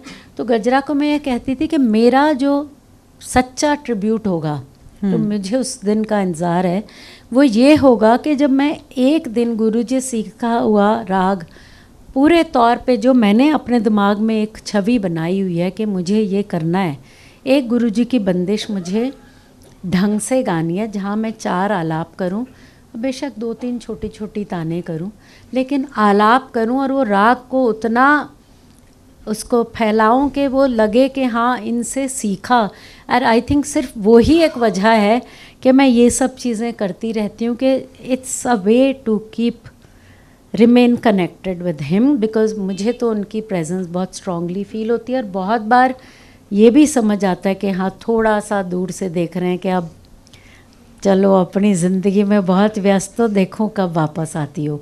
तो ये सारे जो है मैं कहूँगी मेरे लिए ही भुलावे हैं जो मुझे बार बार खींच के लाएं, और या मैं इनसे बार बार खींच करके आती रहूँ। निशा जी, दीदी, ये सब मुझे जो मिले हैं गुरुजी की वजह से, मैं इनकी वजह से हूँ जो भी हूँ, क्योंकि मैं भटकती हूँ तो इनको फ़ोन करती हूँ, मैसेज करती हूँ, दीदी इमीडिएटली जवाब देती हैं। दीदी से बोलने में तकलीफ़ हो, कुछ अपनी तकलीफ़ हो, मैं थोड़ा गाना शुरू करती हूँ और दीदी से रुका नहीं जाता। दीदी तो 4-5 बंदिशें सिखा देती हैं फिर।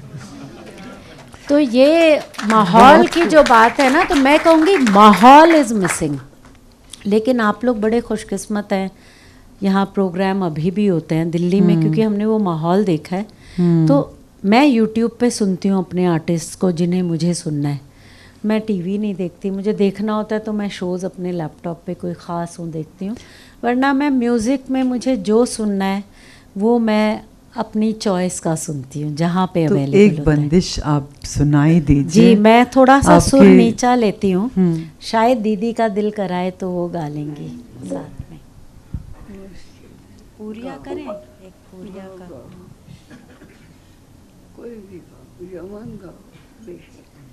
यमन तो नहीं, दीदी ने फंसा दिया, यमन तो याद नहीं है। कोशिश करते, बहुत सुर नीचा ले रही हूँ मैं।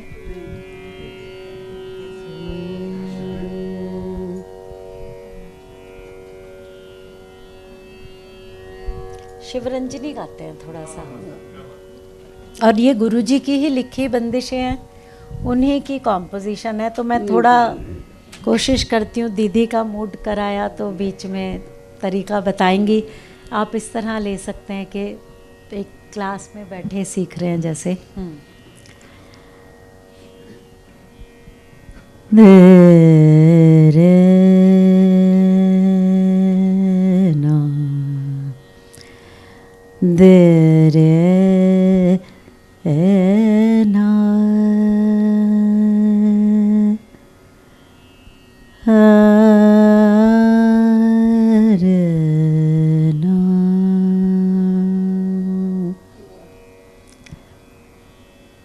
बेमुख बेगाने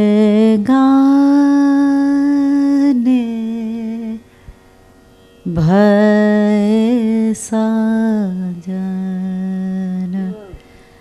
अति अकुलावे तन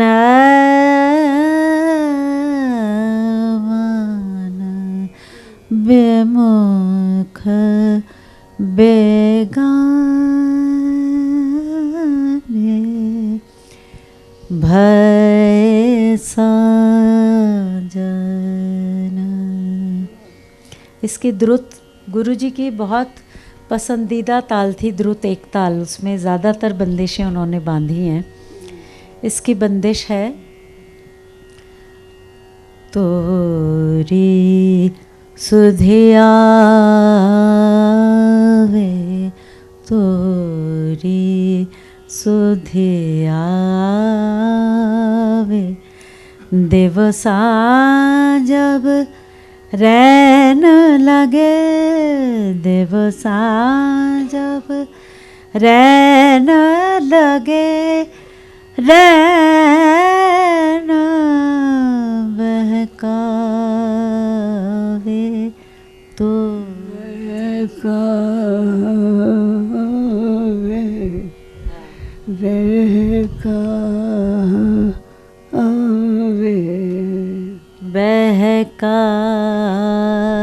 बहकावे तो आवे रे सुधिया वे, वाह, तोरी तोरी सुधिया वाह, वे, आहा, वे तोरी साधे के सुर नीचा करती हूँ दीदी। और गाओ गाओ। अच्छा, सांझे के सास मोरे, सांझे के सास मोरे, आंगना महकावे तो महकावे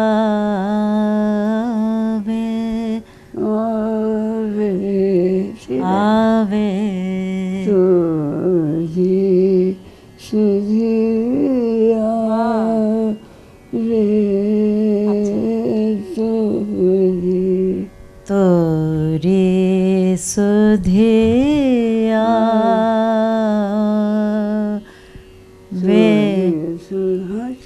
बहुत अच्छा। ऐसे ही सिखाती हैं दीदी, इतने प्यार से। देखिए बस मेरा यही दिल था आज के प्रोग्राम का इनके सामने हो, क्योंकि मैं चाहती थी जैसे हमारे गुरुजी के बारे में कितनी बातें नहीं पता, ऐसे हमारी ये वाली गुरु के बारे में नहीं पता। हमेशा पीछे रहकर बस सिखाया है और आत्मसात किया उन्होंने गुरुजी के काम को, मैं कहूँगी जो उनकी गायकी और उस पर। और मैं जितना शुक्रिया कहूँ उतना कम है इस शाम का। हम सब इतने खुश किस्मत हैं कि हम इसको साथ में ये कर पा रहे हैं एंजॉय, और इसका लुत्फ़ ले रहे हैं, रस ले रहे हैं। जहाँ कितने लोग पता नहीं एक रोज़ की अपनी ज़िंदगी से जूझ रहे होंगे, कहाँ बम फूट रहे होंगे और कहाँ पे गाज़ा में कुछ और कुछ हो रहा होगा, बच्चे बिलख रहे होंगे। तो ये बड़ा ही मुझे लगता है कि इसको जितना हम सेलिब्रेट करें, so this is what I want to do. This is truly एक जश्न जी, बस एक, जश्न है हाँ, ये। एक जश्न, जब क्योंकि तक अगर हम जिंदा मिल रहा है हैं हमें हम ये दिन, हाँ उसके लिए सिर्फ और सिर्फ शुक्रगुजार हो सकते हैं। बहुत आखिर में एक बात कहूँगी, जितने बच्चे सीखने वाले हैं एक बात याद रखना, गाने से ज़्यादा सुनो, बहुत सुनना बहुत चाहिए। कई चीज़ें अनजाने में आपके अंदर चली जाती हैं। गाने में क्या होता है, हम देखते हैं गाना शुरू हुआ, साथ शुरू हो गए, उससे क्या हम तो गा रहे हैं, सुन कहाँ रहे हैं। सुनो, एक बार दो बार, यही होता था।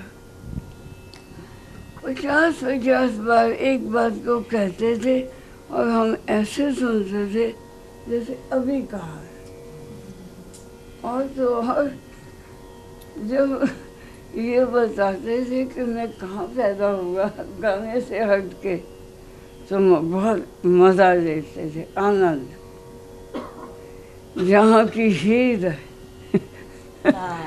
ये बात हमने 100 बार सुनी होगी, लेकिन हर बार ये लगता था अभी सुने, तो सुनो बात, ये मेरा कहना। जी,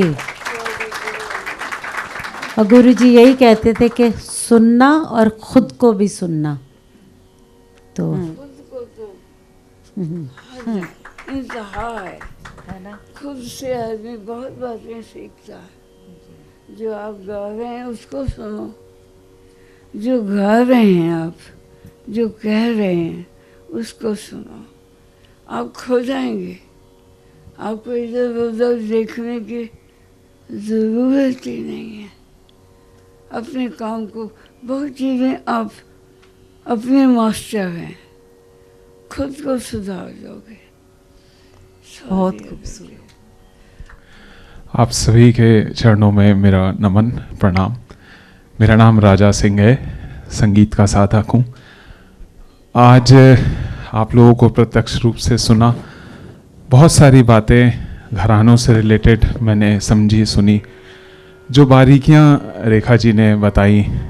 और जैसे कि तान से ज़्यादा हमें आलाप में ज़्यादा ज़ोर देना चाहिए और तमाम सारी सब बातें।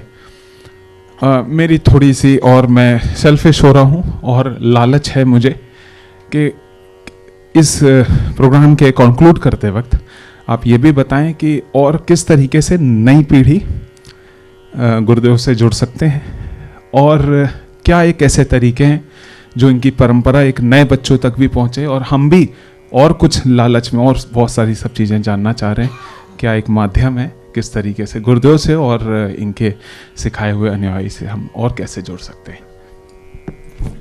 मेरी तरफ से तो मैं ये कहूँगी कि आप उनका संगीत काफ़ी सारा उनकी वेबसाइट पे भी है और यूट्यूब पर भी है, और अब हम भी जो और ये राग हैं, ये बंदिशें, ये रेगुलरली रिलीज़ करेंगे। लेकिन और कैसे कर सकते हैं वो मेरे ख्याल से दीदी अच्छा जवाब दे सकती हैं कि ये गुरुजी से कैसे जुड़े रहें, उनकी परंपरा कैसे आगे जाए। क्योंकि फ्रैंकली स्पीकिंग जितनी पेशेंस हमारे गुरुजी में थी, तो मुझे ऐसे लगता है कि जैसे मुझ में वो पेशेंस नहीं है।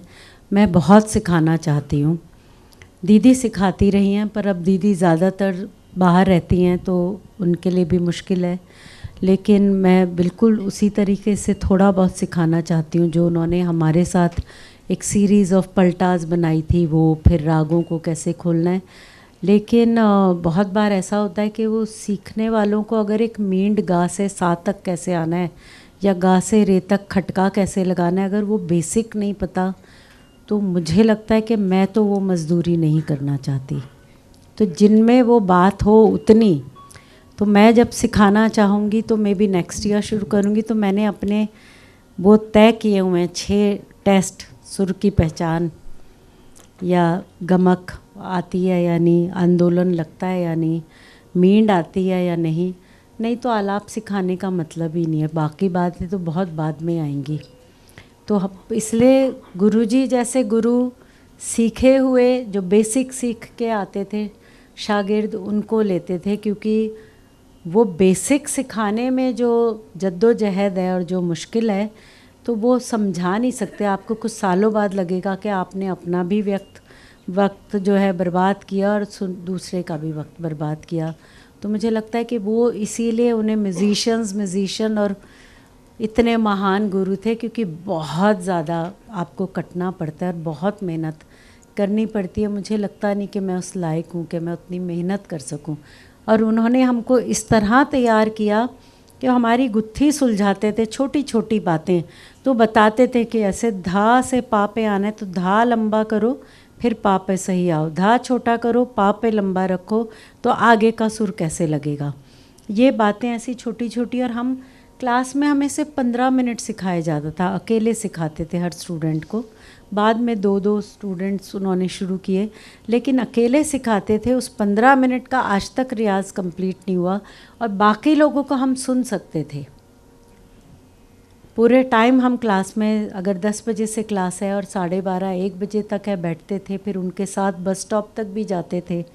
तो उस वक्त वो बातचीत करते थे, और बंदिश की भी और दुनियादारी की भी और एहसास की, बहुत पोइट्री भी सुनाएंगे और भी कोई भी लाइट हार्टेड बात भी होगी। तो वो उस वक्त बात होती थी। तो वो जो सुनने में जब दूसरे का ठीक कराते थे, तो कई बार अपनी बारी में अगर दिमाग ना चले, वो सुनकर बहुत समझ आता था। तो जैसे दीदी कह रही हैं ना कि वो सुनना बहुत ज़रूरी है। जैसे किसी को पोइट्री लिखनी है तो कहते हैं खूब अच्छी पोइट्री और खूब पढ़ो। तो ऐसे आप सुनिए, जैसे दीदी बोल रही हैं, आप एक राग लीजिए, उसको आप रोज़ सोते वक्त सोचिए कि 40 दिन तो सुनेंगे, या फिर देखिए उसका क्या असर होता है, कुछ ना कुछ आएगा। देखिए, देखो बेटे, सबसे पहले तो शांत मन से ये देखो मुझे कौन सा स्टाइल पसंद है। पहली बात तो ये है, उसमें झूझो कौन है अवेलेबल, और उसके बाद जिसका गाना पसंद है उसको सुनो।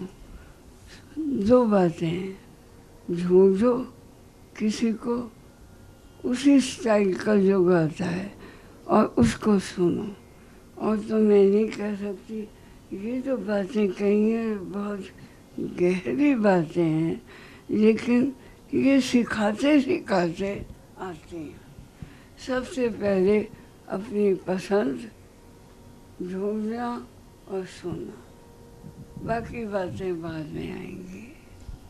बस थैंक यू। ठीक है। मेरे ख्याल से अब हम एक क्लोजिंग कमेंट सबसे ले लेते हैं। निशा जी, आप कुछ कहना चाहेंगी संगीत और नृत्य, क्योंकि आपको एक अलग एक वो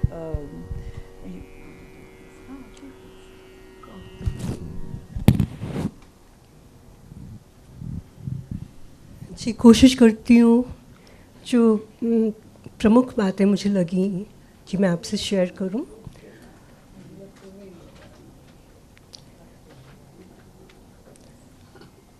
गुरुजी कहते थे संगीत का एक एटीट्यूड बनाना पड़ता है। एटीट्यूड मतलब चलते फिरते भी आप गुनगुनाते रहिए उस चीज़ को। जब जब क्लास के बाद हम के अच्छा विशाल भैया यहाँ हैं, विशाल भैया अगर कहते भी थे कि मैं लेने आऊँगा, बहुत अरसा गुरुजी ने नहीं आने दिया, वो डीटीसी बस में ही जाते थे। बाद में जब तबीयत ऐसी हुई तो आने दिया भैया को।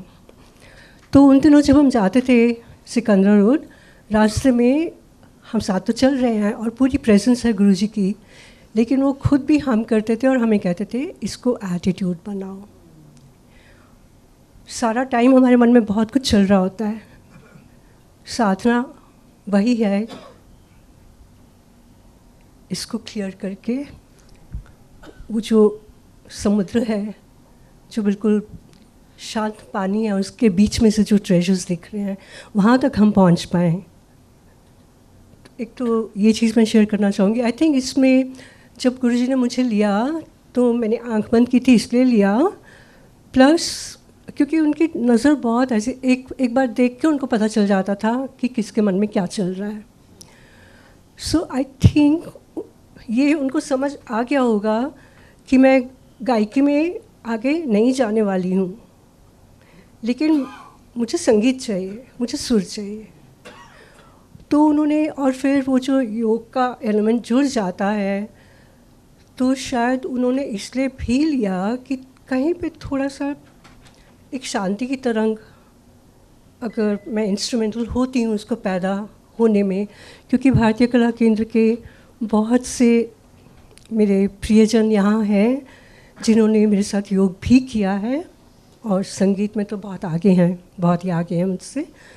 तो वो शांति, उसकी बात वो कहते थे कि ये आप आ जाओ उस स्पेस में तो वहाँ पे केवल संगीत है और कुछ नहीं है, ये था। तो हाँ, एक बार मैं बहुत अपसेट थी क्योंकि मेरा डांस परफॉर्मेंस मुझे अच्छा नहीं लगा था। दूसरे दिन आके मैं क्लास में परेशान हो रही थी, रुआंसी हो रही थी, तो उन्होंने पूछा मुझे क्या हुआ, बताया। तो मैंने कहा मेरा अच्छा नहीं हुआ। उन्होंने पूछा प्रेस फीडबैक आया है? मैंने कहा नहीं। तो बोले बेटा तुम मेरी तरह दुखी रहोगी। तो उस समय तो मुझे लगा, उन्होंने कहा तुम मेरी तरह दुखी रहोगी। बहुत सालों में मुझे ये समझ आया कि वो ये कह रहे थे कि जो भी परफेक्शन को अपना टारगेट मान लेता है, क्योंकि आप जितना भी आगे जाओ परफेक्शन तो और आगे बढ़ जाती है, वहाँ तो पहुँचेंगे नहीं, उम्र भर नहीं पहुँचेंगे, तो इसलिए दुखी रहेंगे। तो ये बात भी मैंने सोचा मैं शेयर करूँ। संगीत फ़कीरी का नाम है, ये मैं कह चुकी हूँ पहले भी। एंड कहते थे संगीत अपने सुख के लिए करो। बिंदु दी को उन्होंने कहा था उसको प्रोफेशन मत बनाना। और क्योंकि मैं बिंदु दीदी वाली तालीम होते हुए मैं बैठी हूँ वहाँ पे अक्सर, दीदी भी गुरुजी भी, वहाँ एक संगीत का तार होता था और कुछ नहीं होता था। तो वो मैंने एक्सपीरियंस किया है। एंड वो जो 1 पॉइंट सेंटरनेस है, दीदी आपको याद है एक बार मैं आपके पास आई थी और आपने मेरे ग को पकड़ा था कि ये ग लग तो रहा है, सुर में है, लेकिन इसकी वो नोक नहीं पकड़ी है। तो उस दिन दीदी ने वो नोक पकड़वाई थी मुझसे, आज नहीं है मेरे हाथ में। शार्प फोकस की बात थी। और उनकी रियाज़ की अपनी डिसिप्लिन, सुबह 4 से 6 उनका रियाज़ का टाइम नियमित बंधा था। उसमें से कभी एक बार मैंने गुस्ताखी की थी। मैंने उनसे कहा कि मुझे ना आपका रियाज़ जब आप करते हैं मुझे वहाँ ना घर में बैठ के सुनना है। पता नहीं मुझे थप्पड़ नहीं पड़ा और कुछ बोले बेटा अभी तुम्हारा वक्त नहीं आया। Thank you. ये सुंदर छोटी छोटी कहानियाँ इसी से बातें तो बहुत याद आ रही हैं। कुछ था, कई बंदिशों के ऊपर मैं बता रही हूँ। आमिर खान साहब की कई बंदिशें जिनकी स्थायी थी अंत रह गए थे, उनको महाराज ने बनाया। आह, ऐसा उनका सोच और दिमाग था, लगता नहीं था ये इसके अंदर कोई पैच लगा, लगता था इसी का हिस्सा। अच्छा भाई, उसके बाद कहते हैं ये जो है ना बंदिश, बस स्टैंड तक भी जावे ना तो तार दे के वो चल रहा कुछ न कुछ। ये जो बंदिश है इसको मैं इस राग में गाऊंगा। और वो इतनी पक्की हुई है दिमाग में, हम तो सोच ही नहीं सकते। मैं कहा अच्छा कहते देखो सुना दिया। मज़ेदार बात क्या है, 2-3 दिन के बाद प्रोग्राम था तानपुरे पे। मैं भी थी, बिंदु भी थी, बड़ी बेटी उनकी। गा रहे हैं राग, वही राग, नई बंदिश जो उसमें डाली उसमें शुरू हो गए और लाइव प्रोग्राम हो रहा है। मैं आँख खोली कैसे बैठी हुई थी अपने, तो स्माइल दी। ओए होए, इतने खतरनाक काम थे वो कि बस ऐसे ही बैठ जाते थे, भगवान भगवान। हाँ, अब मान लो जो की बंदिश मालकॉन्स की उसमें कैसे होगा भाई, हमसे तो नहीं हो सकता। तो ये कई बातें बहुत याद आती है बीच बीच में। समंदर है अंदर, पता नहीं कहाँ बैठा हुआ है, कोई छेड़ेगा तो शायद निकल आए। मैं बस इतना ही कहूँगी कि हमारा इतना ये सौभाग्य है कि हम गुरुजी का हमें इतना साथ मिला, सानिध्य मिला और इतने प्यार से समेटा उन्होंने हमको और बहुत प्रोटेक्ट किया। लाइक गजरा, मैं कहूँगी कि मुझे भी उन्होंने बहुत प्रोटेक्ट किया और कभी गुस्सा ही नहीं किया। बाद में उनके जाने के बाद मैंने निशा जी से कहा कि उन्होंने कभी मुझे डांटा ही नहीं, डांटते तो शायद मैं ज़्यादा रियाज़ करके थोड़ी तैयार हो गई होती आज। फिर मुझे समझ आया कि उन्हें पता था कि अगर वो डांटते तो शायद मैं भाग जाती। मैं डांट बर्दाश्त ही नहीं कर सकती थी, इतना उन्हें पता था मैं बहुत फ्रजाइल थी। उतनी कोमलता से उन्होंने मुझे और उतने ही प्यार से सिखाया और लिटरली पाला। तो वो बड़ा सौभाग्य है और ये और खुशकिस्मती है कि हमारे हाथ से इतना हो पा रहा है। मतलब तो मैं ये चाहूँगी कि आप सब इस किताब को जितना यूनिवर्सिटीज़ में और म्यूज़िक के स्टूडेंट्स तक पहुँचे तो बहुत अच्छा होगा। और इसमें अभी वक्त नहीं रहा, हम फॉरवर्ड आप पढ़ेंगे तो आपको समझ आएंगे भाव और क्या वक्त हमने देखा, जितना भी वक्त मिलता था। तो वो बस वो दीदी जैसे कह रही हैं ना कि वो हमारा ख़जाना है। I think that's the heritage we've got, ये हमारा ट्रेजर है या ये हमारी वसीयत है जो हमें मिली है उनसे। ये बहुत बहुत ही ज़्यादा हमारी खुशकिस्मती है कि और बल्कि हम पहले सुनते थे कि वो स्ट्रिक्ट थे और शांति दीदी भी कई बार कहती थी कि तुम तो गज़ल भी गा लेती हो, तुम्हें तो कुछ नहीं कहते हैं और तुम क्लासिकल भी गा लेती हो।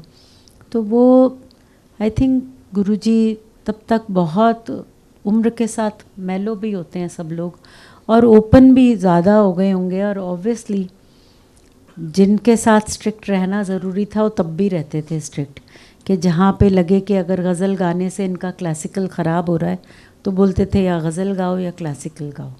लेकिन जहाँ लगे कि हाँ वो चीज़ पॉसिबल है, और फॉर्चुनेटली मुझे पहली बार जब मिले थे तो गज़ल सुनी थी उन्होंने, एक कंपटीशन था दूरदर्शन का, उसमें सुना था। तो मुलाकात और इंट्रोडक्शन ही वहाँ से हुआ था। लेकिन मैं ओवरऑल उसमें ये कहूँगी कि एज़ गुरु जितना वो कहते थे बांटो, सबके पास जाओ, सुनो सबको, जिससे जो अच्छा मिलता है वो सीखो, अपने गाने में इम्बाइब करो। एट द सेम टाइम ये भी था कि इमिटेट मत करो, एक टाइम तक ठीक है, उसके बाद गुरु से थोड़ा दूर भी हटना चाहिए ताकि अपने पे काम कर सकें। तो ये जो बातें हैं ये तो हमारे को बस ये बड़ी खुशकिस्मती है, इसके लिए जितना शुक्रिया अदा करूं मैं उतना कम है।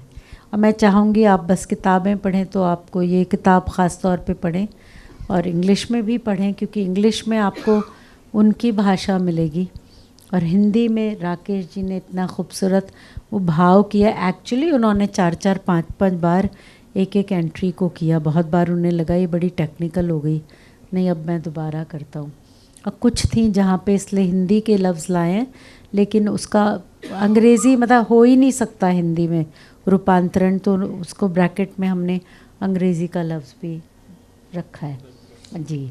तो वो बस मैं यही कहूँगी कि, और यही गुजारिश करूँगी कि आप इस हिंदी के शब्दकोश को ज़्यादा से ज़्यादा लोगों तक पहुँचाएं, उसमें हमारी जितनी मदद करें, और उससे ज़्यादा उनका संगीत भी सुने, शेयर करें, और उसी तरह सुनकार तैयार होंगे।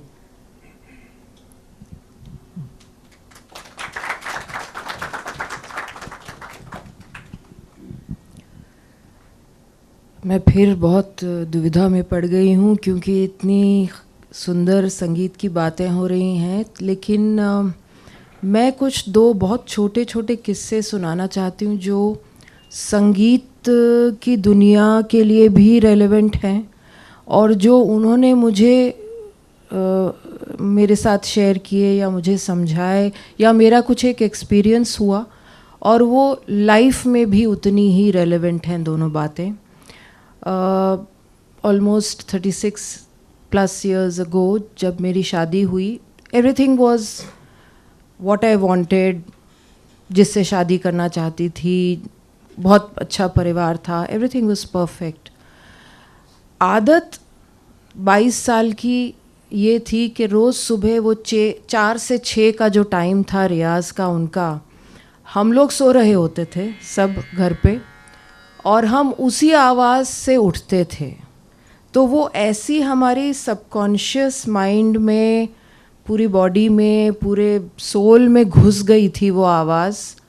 लेकिन उसको जैसा एक टिपिकल होता है कि जो चीज़ हमारे घर में होती है हम उसकी वैल्यू नहीं रखते, तो वो टेकन फॉर ग्रांटेड सा हो गया कि सुबह होती है तो इसी आवाज़ से हम उठते हैं। और जिस दिन मेरी शादी हुई और हम बम्बई आए, और हम महिम की आपा धापी और ट्रैफिक और पैं पैं और चैं चैं और इडली वाला और ये सारी आवाज़ें जो हैं, इनकी आवाज़ से मैं उठी और मैं रोने लगी। तो सब लोग बहुत डरे कि क्या हुआ। उस दिन मुझे रियलाइज़ हुआ कि ऐसी जगह में नींद खुलना और जो नींद मेरी पहले खुला करती थी इतने सुंदर तरीके से, उसमें डिफरेंस क्या है।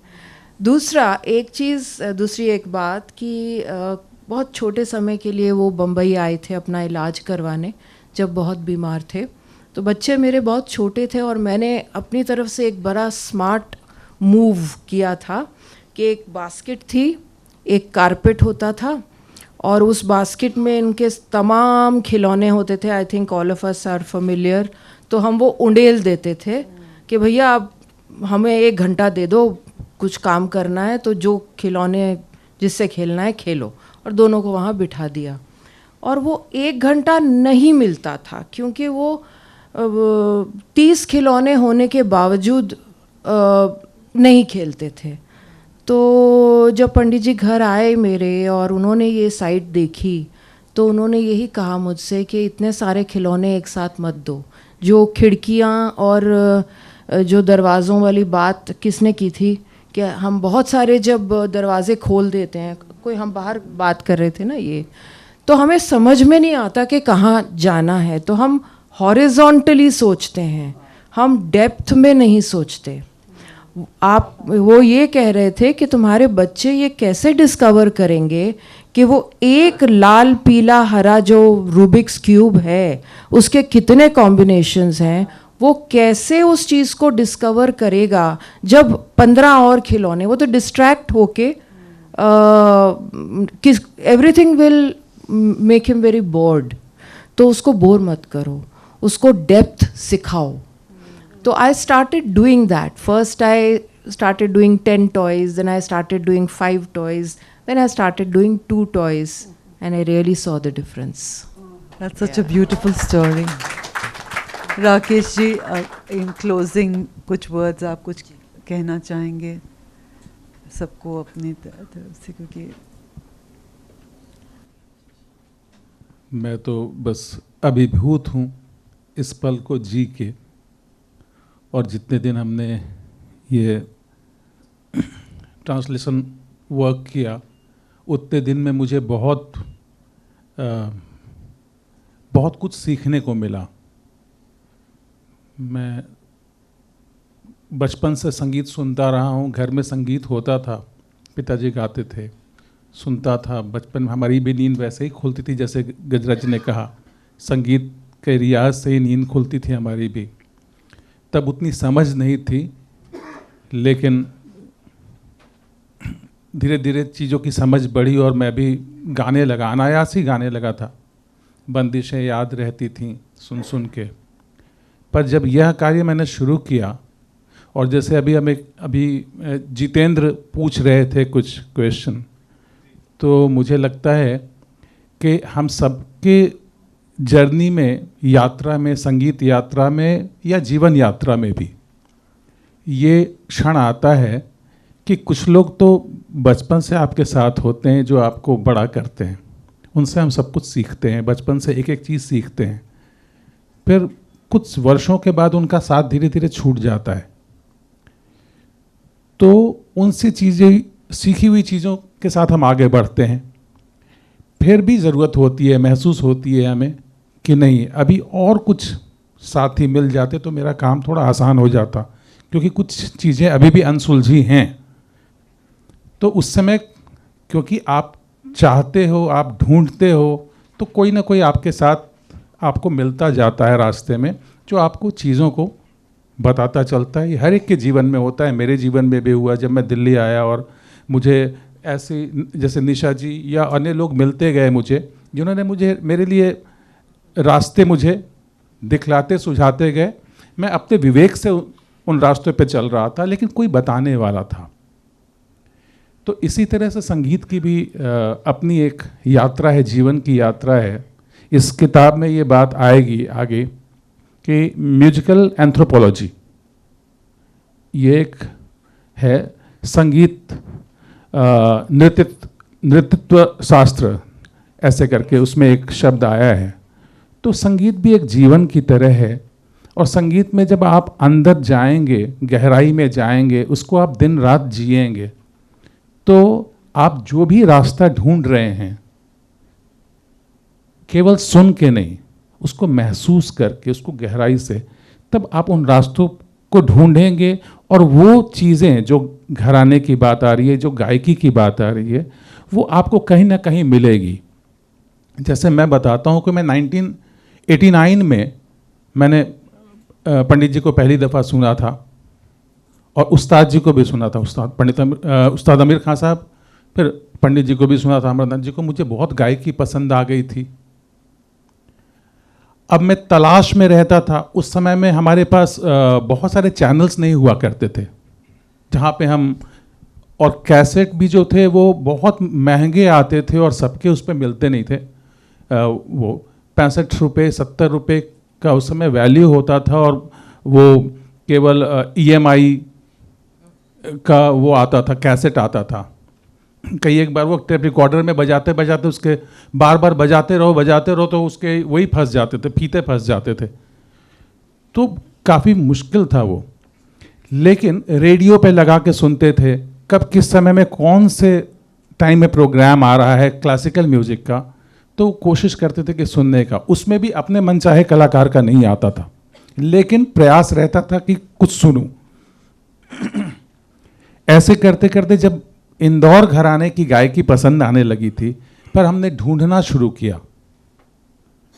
फिर आमिर खान साहब, फिर पंडित गजेंद्र बख्शी जी अहमदाबाद, सेम घराना, फिर पंडित श्रीकांत बाकरे जी कलकत्ता, सेम घराना, सेम गायकी।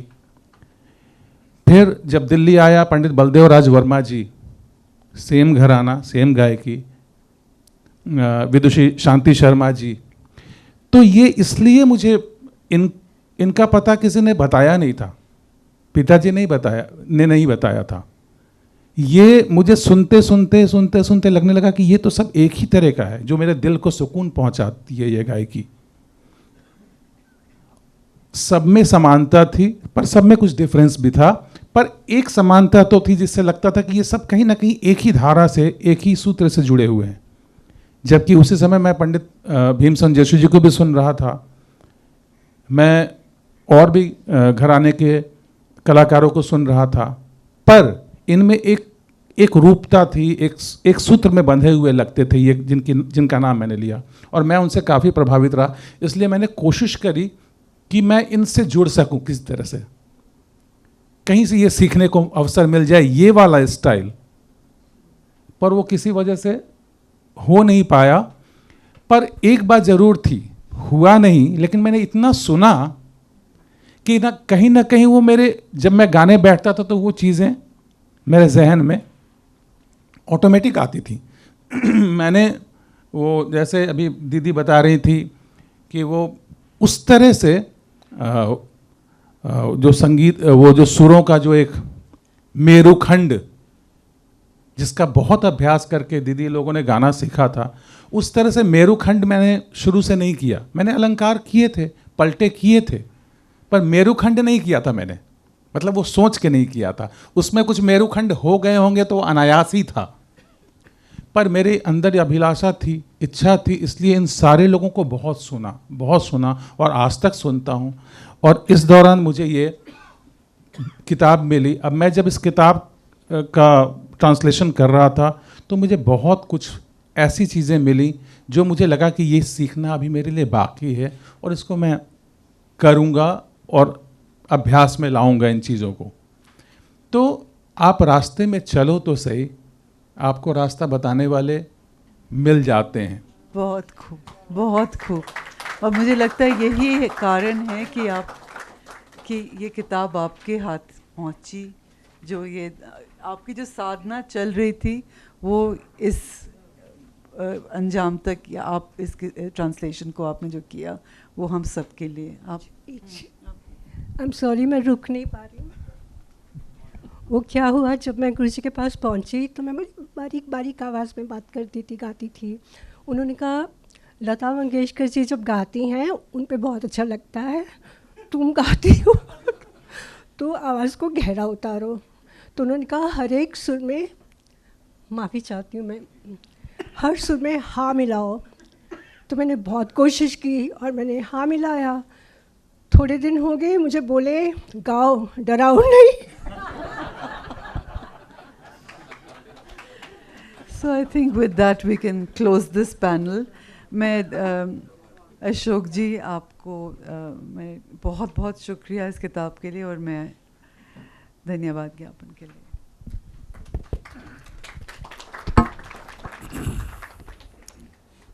धन्यवाद ज्ञापन का मतलब है कि कार्यक्रम के समापन की घोषणा। तो मेरा मन तो ये कर रहा है धन्यवाद ज्ञापन किया ही ना जाए आज। ये शाम ऐसे ही चलती रहे, ऐसे ही बातें होती रहें। जितनी भावपूर्ण स्नेह और सम्मान के साथ आज बातें हुई हैं। आज के समय में ये इस तरह का मतलब ऐसा एक दूसरे के प्रति इन सब चीज़ों का मिल के एक साथ होना बहुत बहुत मुश्किल है। मतलब होता ज़रूर होगा क्योंकि आज यहाँ दिखाई दे रहा है, लेकिन सामान्य तौर पे आसपास दिखता नहीं है। तो जितनी बातें आज रेखा जी ने, दीदी ने, निशा जी ने, गजरा जी ने की, मतलब ये सिर्फ बातें नहीं हैं, इनके मतलब सबके दिल से निकले हुए भाव हैं और जो हमें भी मतलब सुनते सुनते भी बहुत कुछ सिखाते चल रहे हैं कि हमें अपने व्यवहार में, अपने जीवन में, अपने बच्चों के साथ, अपने साथियों के साथ कैसे व्यवहार करना चाहिए। मतलब कम से कम मैं अपनी बात कह सकता हूँ कि मुझे तो इतनी सारी बातें आज सीखने को मिली हैं, शायद बहुत सारे दिनों में भी ना मिली होंगी जो इतने थोड़े से समय में सब समझा। तो धन्यवाद तो देना ही है। सबको सभी इंतज़ार कर रहे हैं, बहुत देर हो गई है। तो इतनी आत्मीय शाम के लिए आप सबका बहुत बहुत आभार, बहुत बहुत धन्यवाद। और आप सबका भी जो इतनी शांति से, इतने धैर्य से इतनी देर तक सब सुन रहे हैं। और शायद पंडित अमरनाथ जी का ही कुछ मतलब मैंने तो उन्हें देखा ही नहीं, लेकिन शायद कोई आशीर्वाद कहीं पूर्व जन्म का कुछ रहा होगा जो ये मौका हम लोगों को मिला। तो मैं राजकमल प्रकाशन की ओर से, अपने सब साथियों की ओर से, निरुपम जी के कारण ही ये हुआ, रेखा जी और निरुपम जी की वजह से ही हमें ये काम हुआ, कर पाए हम। तो पहले जो हुआ था वो भी कैसे हुआ था मुझे तभी इससे कुछ याद भी नहीं है कि शायद दीदी का ही फ़ोन आया था कि ये किताब ऐसे करनी है और फिर ये कैसे होता चला गया। तो आप सबका बहुत बहुत धन्यवाद, बहुत बहुत आभार। और ऐसे अवसर बार बार आएँ, हम सब फिर ऐसे इकट्ठा हों और इतनी अच्छी बातचीत सुन पाएँ। शायद अगली किताब के मौके पे ऐसा फिर हो। तो आप सबका बहुत बहुत धन्यवाद।